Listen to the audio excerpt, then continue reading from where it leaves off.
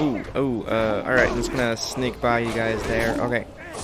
Yep, you guys got it? You guys got this? Okay, I'll take that as a yes. Okay, you guys got it. Oh, shit!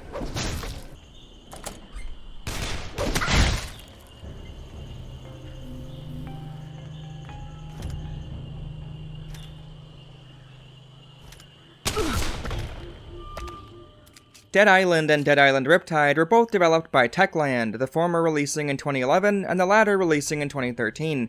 I don't think they're great, and for my money, Riptide is the better of the two, and the only one I could confidently recommend for reasons I'll get into much later. But that said, even at their worst, they're at least kind of fun. Leveling up your character, doing quests, and utilizing crafted specialty weapons to batter zombies is about as enjoyable as it sounds at face value. You can also play co-op online, which can potentially add to the hijinks.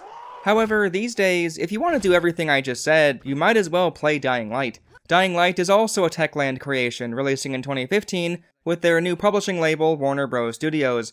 While the two series are their own thing, their own IP, all three of these games are extremely similar, so much so that it's hard to see Dead Island as anything more than a bare-bones Dying Light at this point.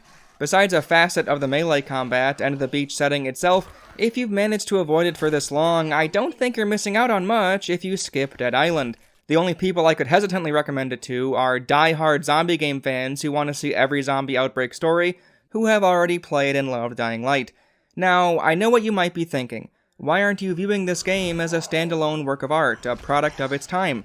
If I had experienced Techland's games in order of release, wouldn't I have appreciated what Dead Island brought to the table without comparing it to a future game?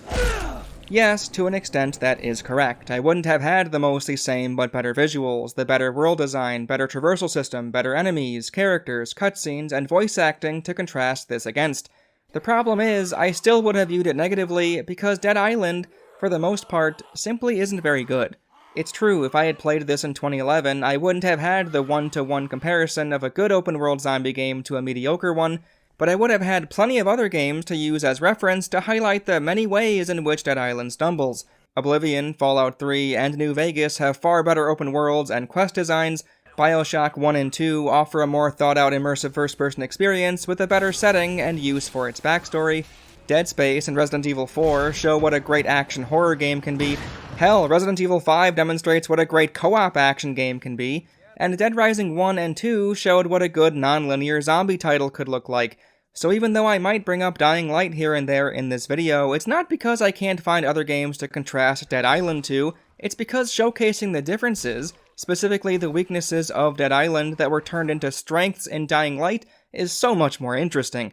It feels like Techland learned how to take many of the broken and mismatched ideas found in Dead Island and implement them in a way that creates a far more cohesive and complete product. It was as if I was tinkering around with a work-in-progress alpha build of Dying Light in some ways, which genuinely made the experience a little more enjoyable. Every wonky combat encounter, bad set piece, strange design decision that clashed with some mechanic or feature, it was all that much easier to stomach and even appreciate, knowing how much Techland learned from this first game. All that being the case, for the rest of the video, I may reference Dying Light here and there, but I don't think you need to watch my video on that game first. This is mostly a self-contained video. The few times I allude to spoilers, I'll make it obvious on screen beforehand. The biggest thing that stood out to me while playing Dead Island was how much this game resists player exploration. Sure, you can wander the entire beach if you want to right away, except doing that will only waste your time, as almost everything worth doing, finding, collecting, and so on is tied to a quest. I played the game once through as one character, then did the first act with the other three, then tried New Game Plus with my original again, and those repeat beach excursions were a much smoother experience compared to my first outing. This wasn't solely because I already knew where to go and what to do. In fact, that has nothing to do with it. No, the reason my first playthrough was so rough around the edges was because I was giving Dead Island's open world the benefit of the doubt. I placed my trust in the game and used the context I was given to make assumptions on how it wanted to be played. Why have this big open world map if exploring it without the approval of quest givers makes it pointless? Why steer so hard into the immersive elements, the ones that only serve to be an inconvenience for the sake of grounding the player into this first-person perspective, if nothing about the game world is logical or even consistent? There are many touches that aid immersion, much like with Dying Light, that just don't make sense to me given how little care was given in other areas of the game to keep up the charade. I'm not going to sit here and list every single one, but two of them that are notable are how your character grabs healing items and the first-person view in vehicles. When you grab candy bars, fruit, or energy drinks, your character physically grabs it and you have to wait for them to drink and chew before being allowed to do anything else, like attack enemies or even grab other items. When you drive a vehicle, you're behind the windshield, and when it gets damaged, you can't see for a while until your character smashes out the glass to clear your view. When you get the truck reinforced later on, metal grating gets slapped in front, reducing visibility even more. I can accept both of those, and even appreciate them to some extent, but because they exist in a game where doors are literally off limits until a quest activates the knockdown door prompt, entire buildings are inaccessible until a story beat triggers it, notable set-piece events reset dozens of times, every lootable container gets refilled and randomized so you can infinitely steal everyone's shit right in front of them, many quest-related items, such as alcohol and water bottles, clearly exist in the environment but you can't grab them since they're just for decoration. NPCs plead for items like water and food indefinitely with the same desperate dialogue just to provide the player a way to trade pickups for money and items. Human enemies randomly attack you for no reason, and their AI is embarrassingly clunky. All 4 characters show up in every cutscene regardless of how many players there are. The mirrors don't work, you can't look backwards when driving. NPC dialogue defaults to your radio if you get too far away, even the natives of the island who don't use technology, and quest givers asking if you've completed the quest the moment they finish talking. Having to wait a few seconds for my character to finish their fucking snack seems borderline pretentious. Why pretend? Why focus on the small touches, the game world getting hazy when you're out of stamina, even though your on-screen stamina bar already tells you you're out of stamina? Your character's outstretched hand propping themselves back up when getting knocked down, making you wait eons for them before you can play the game again. Resetting the reload animations whenever you do anything, like kicking or even grabbing items that don't show your hand reaching out for them. Turning on or off police sirens, even though they have no effect on zombies being attracted to it. Why, when you encounter a sink, can you activate the faucet for the water to come streaming out? This is the kind of frivolous interactivity you find in games that are trying to pull the player into the world as much as possible, yet Dead Island drops the ball in the ways that actually matter. You can say these are merely cool things to put into a first-person game, that it's not that big of a deal, and sure, maybe, but it genuinely gave me a false impression of what Dead Island was going to be. I didn't expect half of that shit I rattled off, since I mistakenly gave Techland my trust in that prologue. It was so similar to the opening of BioShock, it was hard not to get excited at the prospect of an immersive sim zombie game. Twice I've been fooled by Techland, and it's not happening again. I know I mentioned the doors already, and made a section in my Dying Light video exclusively showcasing it, but holy shit, Dead Island is so much worse in that regard. Before you get your shorts in a knot, no, this isn't just me repeating my Dying Light door rant, trust me. You can't lockpick doors, you can either open them or get a prompt to bash them in, which has its own minigame. The minigame itself is fine, I suppose, but the red section that you shoot for doesn't always coincide with success, and if you fail while barely missing it, you may as well just keep flicking the stick until it opens at that point. Just like with Dying Light though, there are so many doors that are just for decoration, although they look exactly the same as the ones you can interact with, and they even have some handleless ones too. Great. You know I think that's annoying, but that's something I more or less can accept. If Techland included it in their later games, it was obviously going to show up here too. I could also raise the argument that the simple and primitive nature of bashing a door in makes it harder to understand why I wouldn't be allowed to at least try that on every door imaginable, but I won't waste your time getting lost in the weeds about small door issues again. My main problem is how the game restricts access to doors, both opening and bashing, based solely on the whims of quest givers. This is different. It's not simply a door issue, it's an open world and level design problem. For example, this bunker door is inaccessible on a first visit, but after you bring the escort survivor over, literally 2 minutes later, it's wide open. This door at the end of a stairwell is the equivalent to a wall if you come here too early, but once you accept and are in the middle of a quest about turning the power on, now it has the bash prompt, letting you perform the minigame and open it up. Or how about this one, where this guy wants you to find a key to access a certain room in a building, and the outside door is inaccessible. Once you bring back the key, he opens the interior door, and now that previously uninteractable outside door can be easily pushed open no problem. Literally nothing to do with what you did in the quest, but the game blocks it, because otherwise the quest itself wouldn't work. There are so many examples like that, but the worst by far has to be with the scientist area near the end of the game. There are many tiny identical buildings all around this area up the hill, and all of them have a window where you can see in.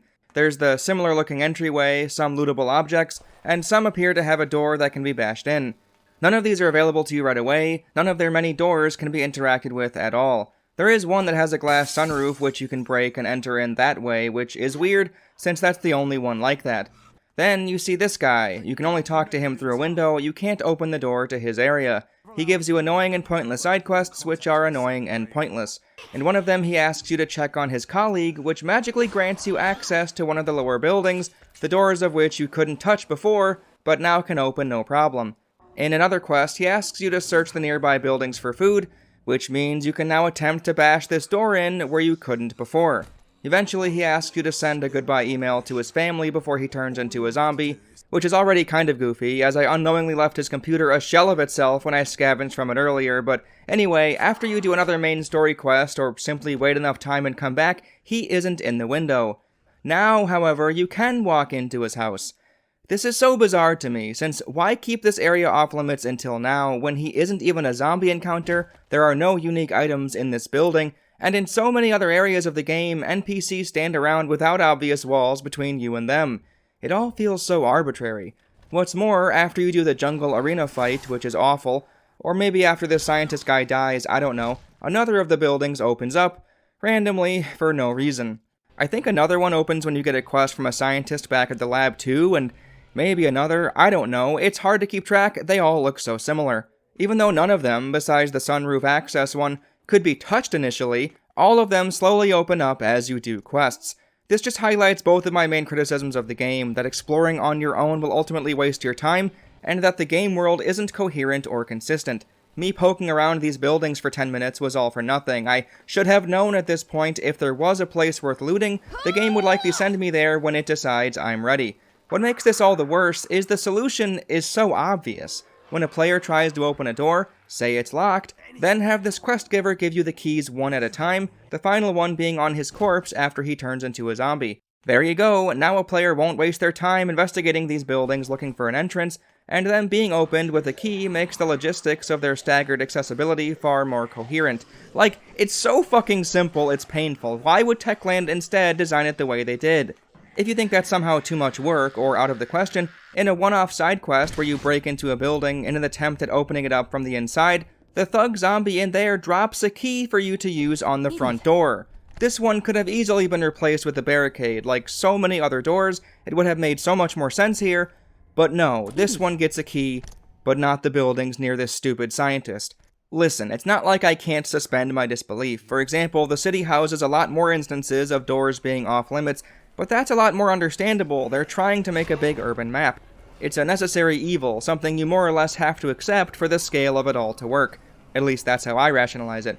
But here, this scientist area, they chose to put these spaced out buildings here. It likely wasn't much more of a copy-paste job in the first place, but these are the only buildings in the area. Of course a player is going to want to enter them. You could say I'm blowing this out of proportion, and I'd probably agree with you. I mean, do you see how long this video is? But it makes the game world far less satisfying to wander through, since you never know if something is truly off the table or is simply arbitrarily gated by an NPC. In Dead Rising, as an example, lots of places are off limits initially, but the way they open up makes logical sense, which makes the world feel that much more like a real place. All of the doors to the underground tunnel are locked, and say as much when you try to open them, but of course you can acquire the key later in the game.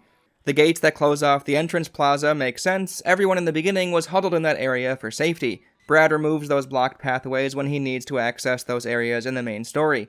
The entrance to medical in the early section of BioShock looks to open randomly, but it's clearly Atlas opening it for you behind the scenes. The way to Neptune's bounty is closed off, which forces you to confront the boss of the area to acquire the key to open it. See, it's not like this is some high bar to clear. Techland just prefers to design their games where quests take precedence above all, which dampens the logic, and therefore by extension, the quality of their game world.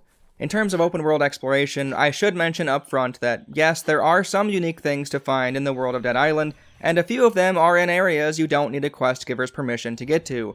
There's 100 IDs to collect, however many facts about Papua New Guinea, weapon mod blueprints, and the colored skulls. The IDs aren't much of anything, they just show which number out of 100 they are, but they're about as good a collectible as you're going to get in this game. The random facts I initially liked, but got bored with pretty quickly. Maybe just me, but the font in this game is a chore to read. Not that it's difficult, but more in the sense of, I don't want to read blocks of text in this font. The mod blueprints are good, those are always appreciated, but far more often they're given to you as a reward or found in mandatory areas of the game, which is fine, I guess. The skulls are super weird, nothing in the game talks about them, they're very well hidden, and they grant access to a unique mod blueprint if you place one in the correct altar, the altars also being very well hidden.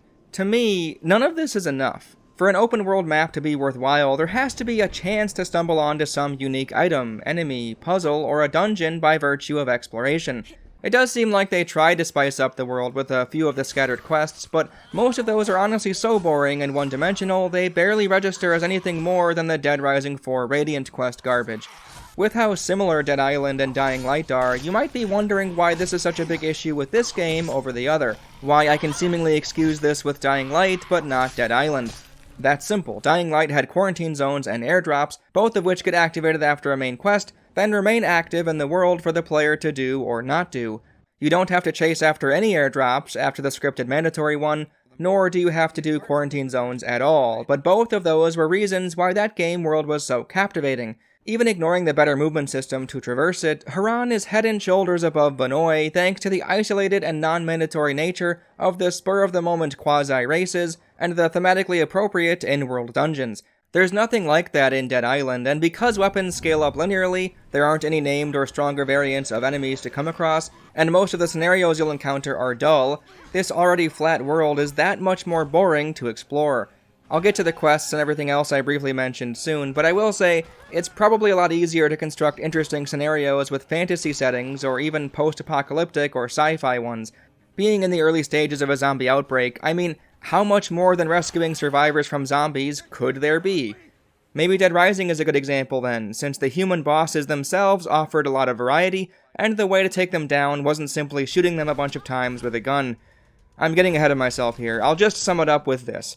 Dead Island is a game that's at its best when you accept every side quest available, even if they aren't at all interesting on their own, as exploring this open world map with nothing else besides the yearn for adventure simply doesn't work. When talking about the levels themselves, they're not awful in the beginning, but the pacing of the overall game makes the already drab late game environments so much worse. In the beach setting is a hotel and a couple gas stations, the city has apartments, a supermarket, sewers, and police station, the jungle has trees, and the prison has, prisoners. I know people like to hype up the beach backdrop, but personally, I don't really see it.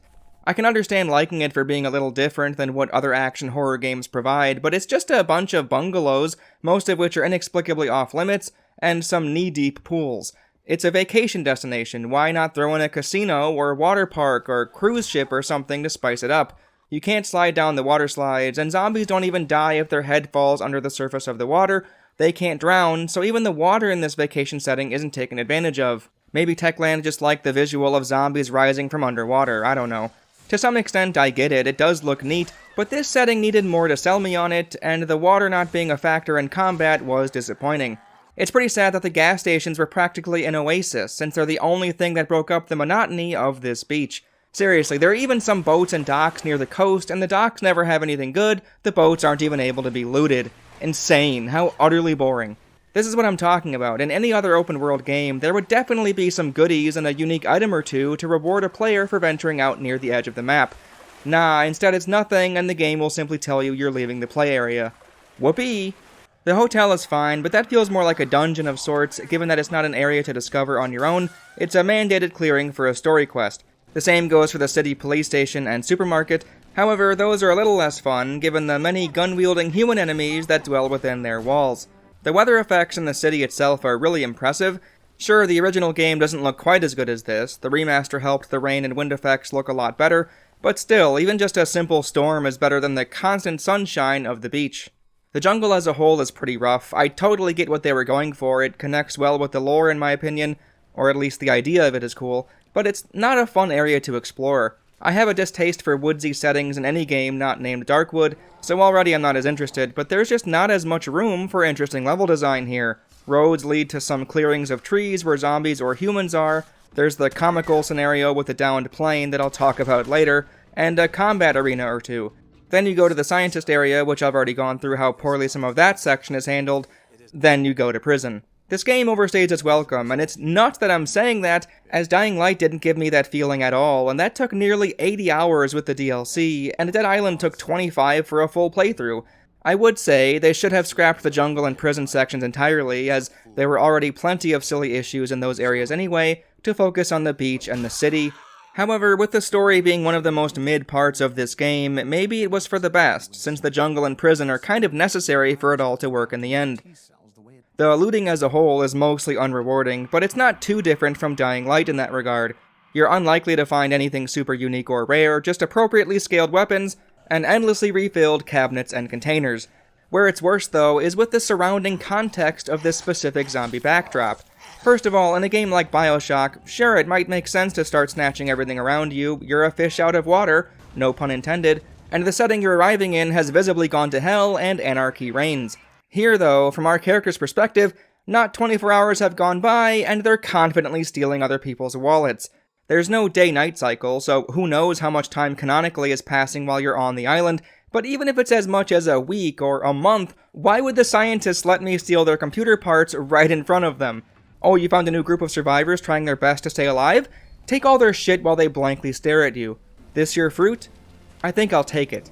Nothing is as bad as the prologue, however, since we don't know something's happened. We simply wake up in our vacation resort hotel room, see a dead couple, then start rifling through their luggage in search of money. In Haran, it felt kind of wrong how nonchalantly I was looting people's belongings, but hey, this zombie virus has been going on for quite some time, this place is clearly in survival mode, it's quarantined from the rest of the world. Kyle Crane knows all of this going in, plus he's an invading force, sent there with underhanded orders. Given that the opening video shows us partying around right before the zombies start making their first appearance, it seems like this island is in the early stages of some type of disease that makes people manic and violent. This epidemic hasn't been going on for very long, especially during the beginning in the beach setting, yet our kleptomaniacal characters can't help themselves from snatching everyone's valuables, including their driver's licenses. I'll discuss the lore of the island a bit in the story section, but it doesn't matter how long the city has been dealing with this disease, our character's perspective is what counts, and nothing you can say will make me understand them jumping at the chance to collect everyone's IDs early on. This isn't an indictment of the idea of scrounging for supplies, but the introduction and setting not providing an adequate explanation for our character pilfering everyone's suitcases for money. On that note, the money system is so weird. Anytime you finish someone's quest, they give you a heaping handful of it. Like everything else in the game, these payments scale up the further you get. At the start it could be in the hundreds, near the end it's in the thousands.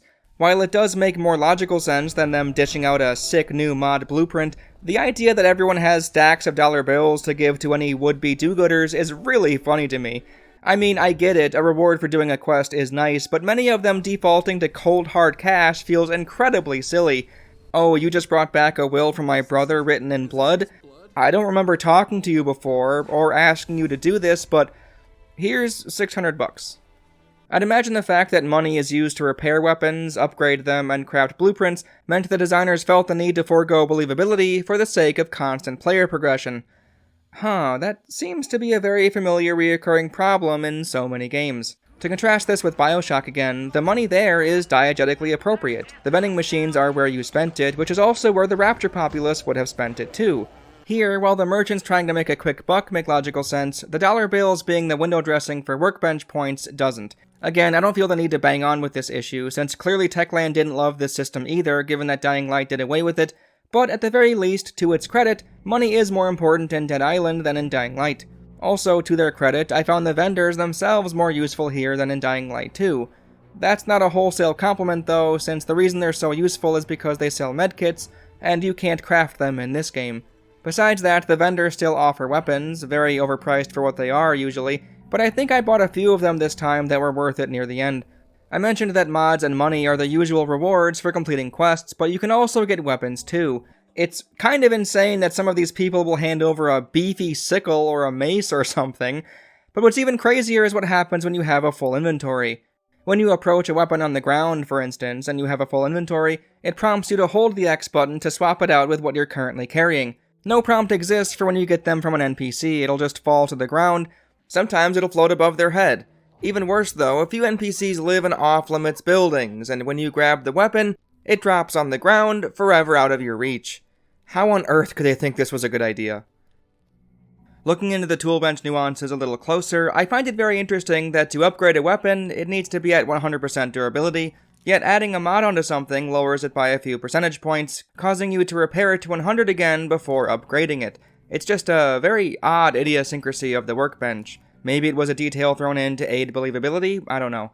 Upgrading your weapons feels like it's not as helpful as it should be, at least in the beginning. Early on, when you'll be leveling up and finding new gear left and right, spending the money to improve something you've grown attached to is basically a waste, as it'll never be as good as the next naturally scaled weapon you come across.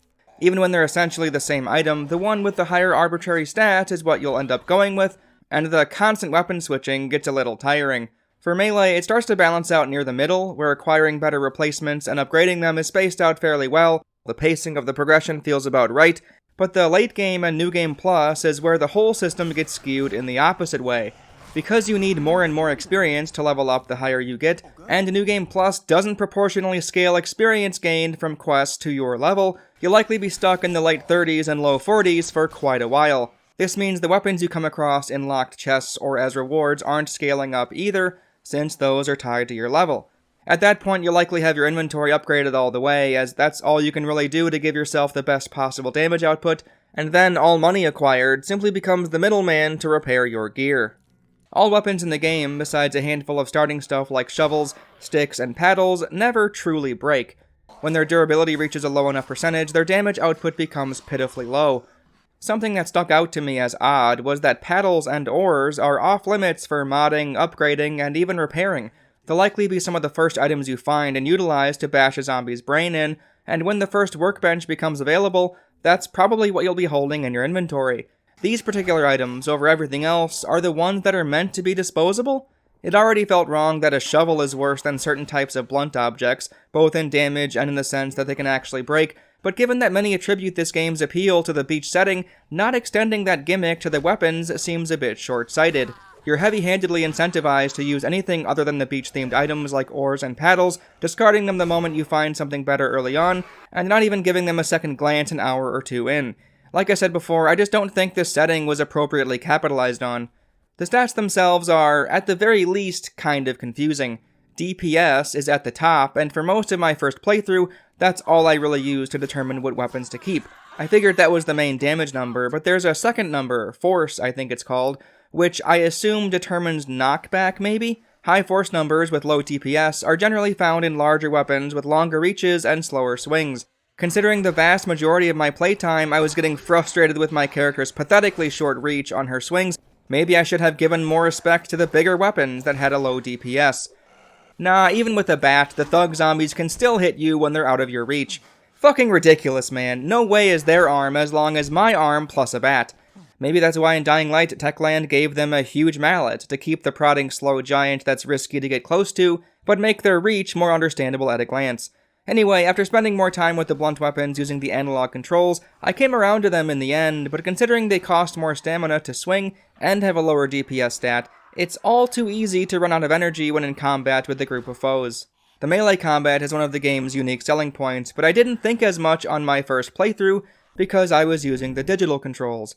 I never thought it was horrible or anything, but it felt a bit shallow to mash the attack trigger and hope you get the horizontal swing and not the vertical slice, which seemed to never come in handy. At its worst, it was about as decent as an Elder Scrolls game, like Oblivion. It got the job done, and its simplicity opens the door for other areas of the game to take the spotlight, such as quests, character interactions, the world design, and RPG elements, or in the case of Dying Light, the parkour movement system. Well, the quest's open-world characters and movement system aren't great, so at first, my opinion was very much on the combat being so mediocre is a shame since nothing picks up the slack side of things. The brutality was nice either way, being able to slice off limbs, both for fun and for an advantage in combat, such as with thugs, was a good time. You can break limbs too, but I have to admit, it was harder to see the benefits as much as the dismembering, given that their arms don't literally fall off. In addition to the limb system, you have a dedicated kick button, and it's properly impactful and comes in handy in so many situations. You can't effectively kick enemies off roofs, sadly, but Jesus, spamming it with an enemy on the ground is arguably too effective. I felt like I was committing a crime when stomping away, god damn. Not that I'm complaining, of course. Kick buttons are great and almost always welcome. All that said, it still didn't feel like enough. It had the melee combat of an immersive sim or large-scale RPG, but none of the other qualities which make those experiences great. That said, when finally giving the analog controls a try, I started to view the game in a more positive light. Instead of mashing the right trigger to attack and having to rely on the assumptions the game makes on what you want to do, holding the left trigger activates combat mode, and your inputs on the right analog stick determine the direction and type of attack you'll perform. It is a bit awkward, it isn't quite one-to-one, and I don't think it's as smooth as a game like Skate, which managed to utilize the right thumbstick in a way that felt appropriately responsive and logical for the actions your feet make on a skateboard, but hey, Dead Island's system certainly gets points for trying. When holding the left trigger, your camera gets locked, so it's best to point where you want to swing before committing to anything. At its best, this made head slices and leg sweeps a much more straightforward and, at times, effortless act to pull off. That vertical slice I hated before, since I never planned for it, became my bread and butter with the analog system. You can slash so much faster than with the digital controls, so certain attack animations felt far more forgiving. This also made the force stat something to look out for, given that you can now do a slick 1-2 punch with the right equipment. Heavy blunt weapons really seem like they fit with this style, as before I mostly avoided them, and now I may choose one for the sheer fun of a trip into stomp combo, or the guilty pleasure of cratering a person's skull in with a giant hammer. The way the enemies react, some as much as flopping around when hit in this control scheme, was immensely satisfying. It didn't even cross the line of being too goofy either, it always felt like it stemmed directly from the powerful attack. Okay, it can get a little goofy. Even with larger groups of enemies, where I thought it wouldn't work as well, the frantic pace of slapping the stick side to side matched the intensity of the situation. It doesn't look pretty by any means, but the inelegance of trying your best to stay alive against a horde of zombies probably shouldn't be. However, this feeling can only be captured so many times. After the dozenth big group, the novelty started to wear off. I played through the entirety of Riptide with the analog control scheme, and while it was a bit more immersive and fun with small groups, with larger hordes or when just trying to explore the world, it started to get pretty dull. To be fair though, it didn't feel worse than the digital way of playing. The vertical spam strat was still better than the weird way it activates under the alternative control scheme. Maybe its eventual tedium has more to do with the amount of backtracking, enemy respawning, and clusters of zombies in a group instead of the analog motions themselves. I was fatigued with the combat near the end of my playthrough of the base game too, so perhaps it's just the fact that Dead Island likes to overstay its welcome in a lot of ways. All that said, the limb system itself has a few issues, the least damning of them simply being its underutilization. Thugs were the best test dummy for experimentation, and is also where a more tactical approach to melee combat actually pays off. Slicing off their arms is hugely beneficial, they lose their incredibly long reach arm swing. Funny enough, Techland gave zombies, including thugs, a headbutt bite attack of sorts, which is far weaker, but much better than them walking around doing nothing. Because their health bar is so much larger than regular infected, chopping off his arms comes in handy for taking him down, whereas any other enemy it's usually the killing blow or one hit away at most. Worse though, the legs are strictly reserved for killing swings. You can sometimes manage to pull off a still alive normal zombie arm slice, but their legs don't ever seem to come off until the last hit. Here, even the thugs aren't the answer, their legs are impenetrable. I would have thought you could at least break their legs after a while, but they never gave way. I'd hardly call this a major flaw of the game though, as even at its worst, it's still enjoyable that your blades can decapitate and dismember enemies. No, my main problem relates to the auto-aim. The little target reticle floats from body part to body part, I assume, so once you activate combat mode you can focus in on that limb. Because it sticks so rigidly to the spot you've selected, once they fall down, your view will follow suit. This works fine for a single enemy, but with multiple zombies in a group, it pulling you down when you wanted to keep swinging at the masses gets grating really fast. Even if you let go and try to reattach to a zombie at your eye level, the auto-aim likes to fight with you every step of the way, so you'll more than likely hone in on a different limb that you weren't going for, keeping your view less than ideal. With how quick enemies move and attack, it becomes almost impossible to reliably aim where you're intending, doubly so if you're hoping to snag a lock-on for a leg sweep on a particular enemy in a group. I know I said leg sweeps and head slices can become effortless, but there's a reason I prefaced it with at its best and at times. With fewer foes in front of you, or with the left trigger, combat mode, already engaged long before the enemy is close enough for the auto-aim to jerk you where you don't want, Yes, absolutely, vaguely swinging horizontally low or high can produce the results you're pining for. The moment the enemies get close enough, or they start to bunch together, say goodbye to any and all hopes of tactical limb-slicing action. If the aim assist veering you towards body parts you aren't going for, or zombies you don't care about wasn't enough, for some insane reason, the game thinks zombie corpses should be just as valid as the one staggering towards you. I have no clue why the game would think a dead zombie's limbs are something a player would want to target in the first place, but especially not when higher priority living undead are right next to you. It even kept targeting a corpse's head after I had caved it in, just as a test. Insane.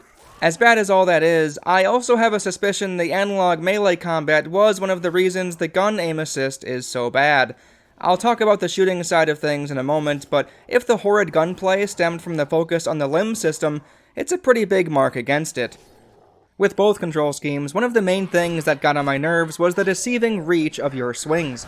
The amount of times I completely whiffed my attack, even though it felt like I was definitely close enough to the enemy, was frankly absurd.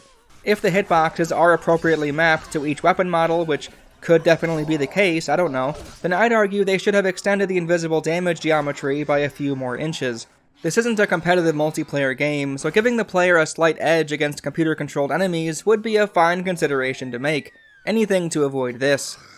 There's a few character-specific skills, such as the jumping attack with Xian, and the running tackle with Sam B. The tackle feels fine, but mostly as a way to clear a group as you go, much like with the eventual skill in Dying Light. The jumping attack is quite frustrating, as it falls victim to the poor weapon range problem everything else has. It's not bad when it works, but it just feels inconsistent given how close and direct you need to be for it to land. Plus, she won't always get in the jumping attack stance when you jump, she might just swing normally while you're in the air. It shouldn't be this much of a hassle to reliably connect with your attacks. The way the camera angle shifts with the attack animations themselves feels like another attempt at getting the player to feel immersed in this viewpoint, but with a digital control scheme at least, it makes it harder to gauge where to aim your swing. The same goes for throwing grenades. If anything, the supposed realistic shift in body position makes it more difficult to aim where you're throwing. This caused me to, at times, forego using Molotovs since it wasn't worth the risk of potentially lighting myself on fire. Besides the Molotovs, you can make a Dio bomb, which is a throwable explosive, a throwing knife that also explodes and lights on fire when it connects, and a zombie bait thing. Eventually you'll stumble on quite a few grenades too. I would have liked more fun items to make use of as I made my way through the island, but what's here isn't terrible. Again, the fact that there are so many great items you can use and utilize for certain situations in Dying Light just points to this complaint being redundant, as even Techland thought they needed more here. Still though, this is a critique of Dead Island, and not having a lot of options as you walk around this mostly stiff open world just makes the whole experience feel quite a bit less interesting. There's not even much verticality involved, just a few ladders you can climb, and maybe a gap here and there for your very tiny jump to clear. The slums in Haran are very similar to the slums in Banoi, which just highlights that staying on ground level, hacking approaching zombies, and slowly meandering your way to where the quest marker points you to is a much more stilted approach to a first-person open-world zombie title. Without interesting ways to zoom by danger zones filled to the brim with undead, such as the parkour system, running past zombies on your way to a destination feels like you're cheating the system, or avoiding content, rather than taking advantage of the game's mechanics. The RPG leveling system, which sneaks its way into all games regardless of genre at this point, isn't handled well in Dead Island. Sure, you get more maximum health when you level up, but enemies scale along with you, so there's practically no point to it. Progression systems are supposed to make you feel like you're improving, yet late-game zombies or New Game Plus normal ones take a huge chunk of your health bar away, meaning, in all likelihood, their damage output is always a percentage of your max health. With everything being scaled directly to you, you just can't capture the sensation of improvement. There needs to be areas with low-level guys or some weaker enemies sprinkled in. If I'm being honest though, I don't really understand the fascination with level scaling in the first place, let alone one that's this strict where you can't possibly outrun it. You might not even notice your health going up. Instead, you'll be focused on the skill trees. Skill trees are my favorite thing in the world. It's the usual fanfare. Many good skills you might actually care about are locked behind obtaining other, less interesting skills first. At least it's nice that here you can choose to upgrade the same skill 3 times, or increase all 3 in a grouping once to unlock the next row. 3 is all that matters, so you could do 2 on one and 1 on another. considering gaining access to certain lockpick containers outright and attaining more slots for weapons is treated the same as fucking fire resistance or some other random passive bullshit. It all feels completely arbitrary. Why even have a character whose expertise is sharp weapons when all of them get some form of increase to their sharp weapons anyway? For as much shit as I'm giving it, it was still enjoyable to level up and spend my points, and the differences in each character's abilities was kind of cool. Logan was the character I wish I chose for my playthrough instead of Xian. He gets Drunken Master, where your damage increases by a decent margin when drunk. Definitely unique, and it showed me that you can drink alcohol, which isn't something I knew beforehand. Even better though, he has a boomerang passive effect skill, where you can gain the chance of a thrown weapon magically returning to you. I'll talk about throwing weapons in a bit, but it's one of the best parts of the game, and not having to retrieve one after throwing it is not only fun, but incredibly useful. He has a few other skills that buff his throws, like longer range and more damage, and quite a lot more. I was at first going to call out the skill that increases the chance of critically hitting when kicking, since it's such a low percentage, but then again, you can spam kicks to your heart's content, so maybe that's well considered after all. Xian was the hero I played the most with, and while I think she's the best character, not that that's a high bar to clear, her skills are the least interesting. She has the lowest health out of the four, which is likely why her medkits become more effective. She's a sharp weapons expert and gets buffs to bleeding and poison effects. Her having the assassin role gives reason for her to get the increase in backstab damage, I suppose. However, here is where we see some increases that feel a bit ridiculous. Increase stamina regen when your health is below 50%? Oh boy, super excited to have it regen 15% quicker. She has a skill where you can lower your threat level, I'd imagine making you less likely to attract enemies. Again, for her having lower health, yeah, I get it. It doesn't decrease your threat level by much, but I think it's interesting how well this contrasts with one of Sam B's skills, which has the opposite effect. The increases here are more significant, and I think the idea is that he's the tank of the group. He gets skills that reduce damage, both from melee and gunshots, reduce incoming damage when health is super low, one for enemies taking damage when they knock you down, and there's even one that outright grants him more health. Wait, no, that's Logan. Why wouldn't... Whatever, at least Sam gets a passive health regen, even if I don't like its implementation. I still think his tree is mostly boring, but I can see what they were going for with him. Perna is a firearms expert, but naturally, her first fucking combat skill is Blade Fighter. Xian got shafted, I tell ya. She has a skill called Gender Wars, where she deals more damage to men? Okay, I guess. It's not a significant increase, I suppose, so who cares. So many skills in these trees are minuscule percentage boosts, which is already boring, but the ones that only grant a chance of something? Like, come on, a 10% chance of bullets penetrating enemies?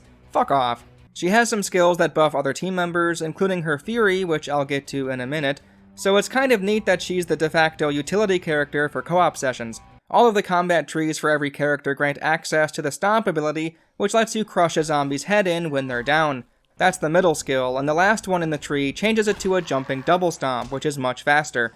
I like these, I really do. The slower stomp felt visceral and satisfying, and the double stomp was just a bunch of fun, seriously. A funnier man than me could probably make a joke about hopscotch, but I'm not funny enough, I guess. This is ad-lib. The best part is, my character choice of Xian unknowingly paid off, as the sound design for her first tier stomp attack is absolutely incredible. At first I thought it was a bit loud, but I really grew to love how much energy she was putting into that vicious attack. Sam B and Logan don't have nearly the same oomph.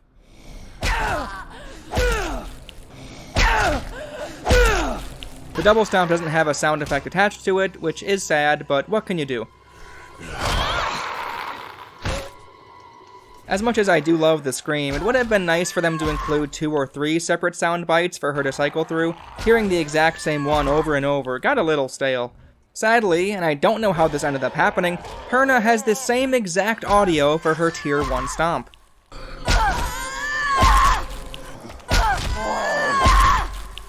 It feels significantly less cool knowing this belongs to 2 characters. Did either of the 2 voice actors actually make this noise? Does it deserve to be with either one of them? I don't know, I'm clearly biased, I grew attached to it with Xian, so that's who I think it belongs to. I'd be curious to know if this is really the same exact audio file, and I'd be even more curious to know if either one of them voiced it. Besides all of those, all of the characters get a unique Fury attack, and a skill tree to go along with it. Basically, you press and hold the B button for a few seconds, enemies turn red, and your character has a limited time to unload powerful attacks based on what their expertise is. Xian runs around and slashes with a knife. Sam B turns into Bart Simpson when he did the propeller arms, basically, swinging away while walking towards foes. I mean, if it works, right? Plus, after it's leveled up, his fists literally make zombies go flying with every hit. It's fucking awesome. Logan throws a bunch of kunai, or some other type of blade, and Perna shoots a gun. Oh god, I'll get to the guns in a minute, but I'll just say, hers is by far the worst of the bunch. Logan is one of my favorites, but part of the reason is he manages to avoid some of the core problems I have with the Fury system in general.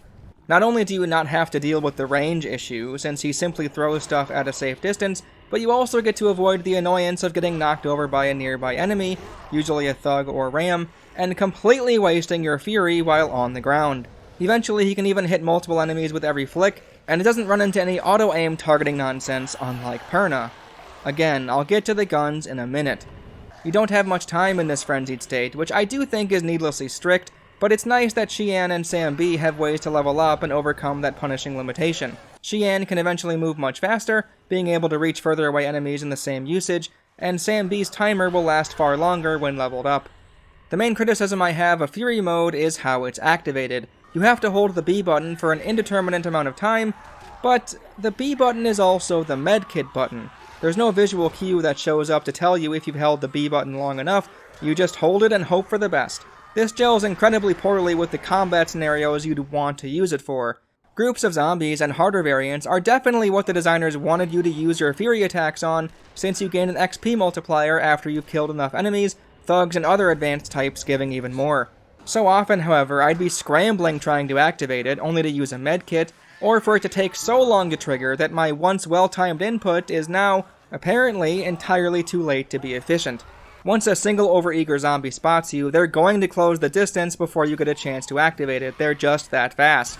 It's on a timer, and the allotted time you're given is far too small to begin with, so losing out on even a second thanks to an enemy smacking you because the Fury mode didn't trigger fast enough is genuinely insanely frustrating. Once it's done, it's done. You have to kill enough enemies for your Fury bar to fill up again, and that could be a good 10 minutes from now. I don't even understand how Techland could fuck up this bad. You can't rebind the input to something else, you're stuck with this garbage. Something that I really enjoyed, regardless of which character I was using, was throwing melee weapons. This is in Dying Light, but I don't remember using it much since the controls for it weren't as straightforward as they are here. Simply hold down one trigger, then press the other, and it launches at the enemy, dealing a crazy amount of damage. The trade-off between it not using stamina, but needing to be retrieved after thrown, is a worthwhile risk versus reward. It almost felt like some weapons were balanced around their throwing ability, like tiny knives and other sharp objects, which Riptide basically confirmed for me. Bladed weapons are easiest to retrieve as they stick into the enemy, you can even grab it while they're still alive, it's pretty great, whereas blunt objects will ricochet off their body. Depending on your surroundings, finding your thrown hammer or club can be quite the chore, a couple times it even went into a wall. The thought of losing a good weapon thanks to a glitch or a wonky bounce is scary. I'd say the risk is mostly worth it though, as it is very strong, and the solid smack sound effect is funny enough on its own. It was irritating, however, how often your character would completely miss a throw for no reason. If that happens, and it, flies under a car you can't drive, you might lose the weapon forever, so make sure, if you're throwing your best tools, to be careful. I did manage to grab it, by the way. Now, I must admit, one of the main reasons I enjoyed throwing weapons so much was because it was the easiest way to deal with most enemies. The path of least resistance was all I cared about in the last quarter of the game, as the enemy mobs and special infected just became a hassle. I was using the digital control scheme at that point, but even still, I'd imagine I would be pretty tired of these enemies from the jungle onward, even if I had the better combat controls. That's not strictly due to their design, a part of that is the downright god-awful pacing and horrid endgame environments and quests, but the enemies aren't getting off the hook so easily. The zombies in Dead Island are so much worse than their Dying Light counterparts. This shouldn't be viewed solely as an indictment of Dead Island though, as it's really quite impressive that Techland turned the annoying runner zombies that spawn all over for no reason into the sound-driven super zombie virals. They turned the floater into the spitter, the ram into the berserker, the suicider into the bomber, the thugs, or maybe wrestlers from Riptide, into goons, and the butchers into nothing, since they're so forgettable. I don't know, maybe they were used as the foundation for the volatiles at night. The toad, or spitter as I call them, is better than the floater since they can be in hard to reach areas requiring firearms, thrown weapons, or platforming to reach. Floaters just existing with everyone else feels pretty pointless. The rams are ridiculous beyond belief. Them having the straitjacket clearly points to them having a very specific set of pre-zombie circumstances, and I just can't comprehend there being this many people on this island, especially in as many locations as they end up, being in straitjackets before they were bitten. I don't really buy them being put in the jackets after infection either. It makes enough sense if you don't think about it much. Maybe the people around them didn't want to execute their friend, so they placed them in a straitjacket so they wouldn't be a danger to themselves or others.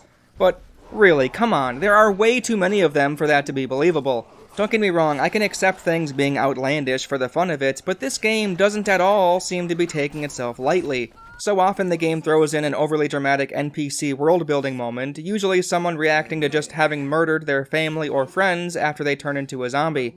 Overtly sad music plays when you encounter these, signaling to me that the game isn't trying to be goofy, that it's attempting, in earnest, to be a serious and sometimes meaningful piece of art. Either this is the best so bad it's good work of art of all time, as it threads the needle so perfectly as to not out itself as deliberate garbage, or it's just kind of bad, and my money is on the latter. The Suicider Zombie was really where I started to lose respect for Techland, since they did the same thing they did in Dying Light with them, meaning it wasn't a one-time deal. They enjoy placing insta-kill enemies in awkward positions to catch players out. The blast radius on the Suicider Zombie is pretty insane. You might die even though it looks like you should be in the clear. In Riptide, I tried to take cover from their blast by waiting outside. Nah, even though there's a wall between us, it still killed me. Awesome. Because these don't coexist with any noise level system, they're a little less interesting than the Dying Light Bomber, but their sound design in Dead Island is top notch. You can hear them say,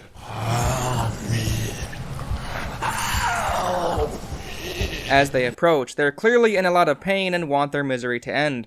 I do like this, but considering they blow up on their own once they get close, it's hard to stay sympathetic towards them. They can obviously end their own pain if they wanted, but instead they go out of their way to harm regular humans.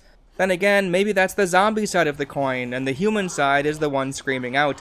Not sure. If so, maybe they should have also uttered something like run away if they really felt differently than their zombie half.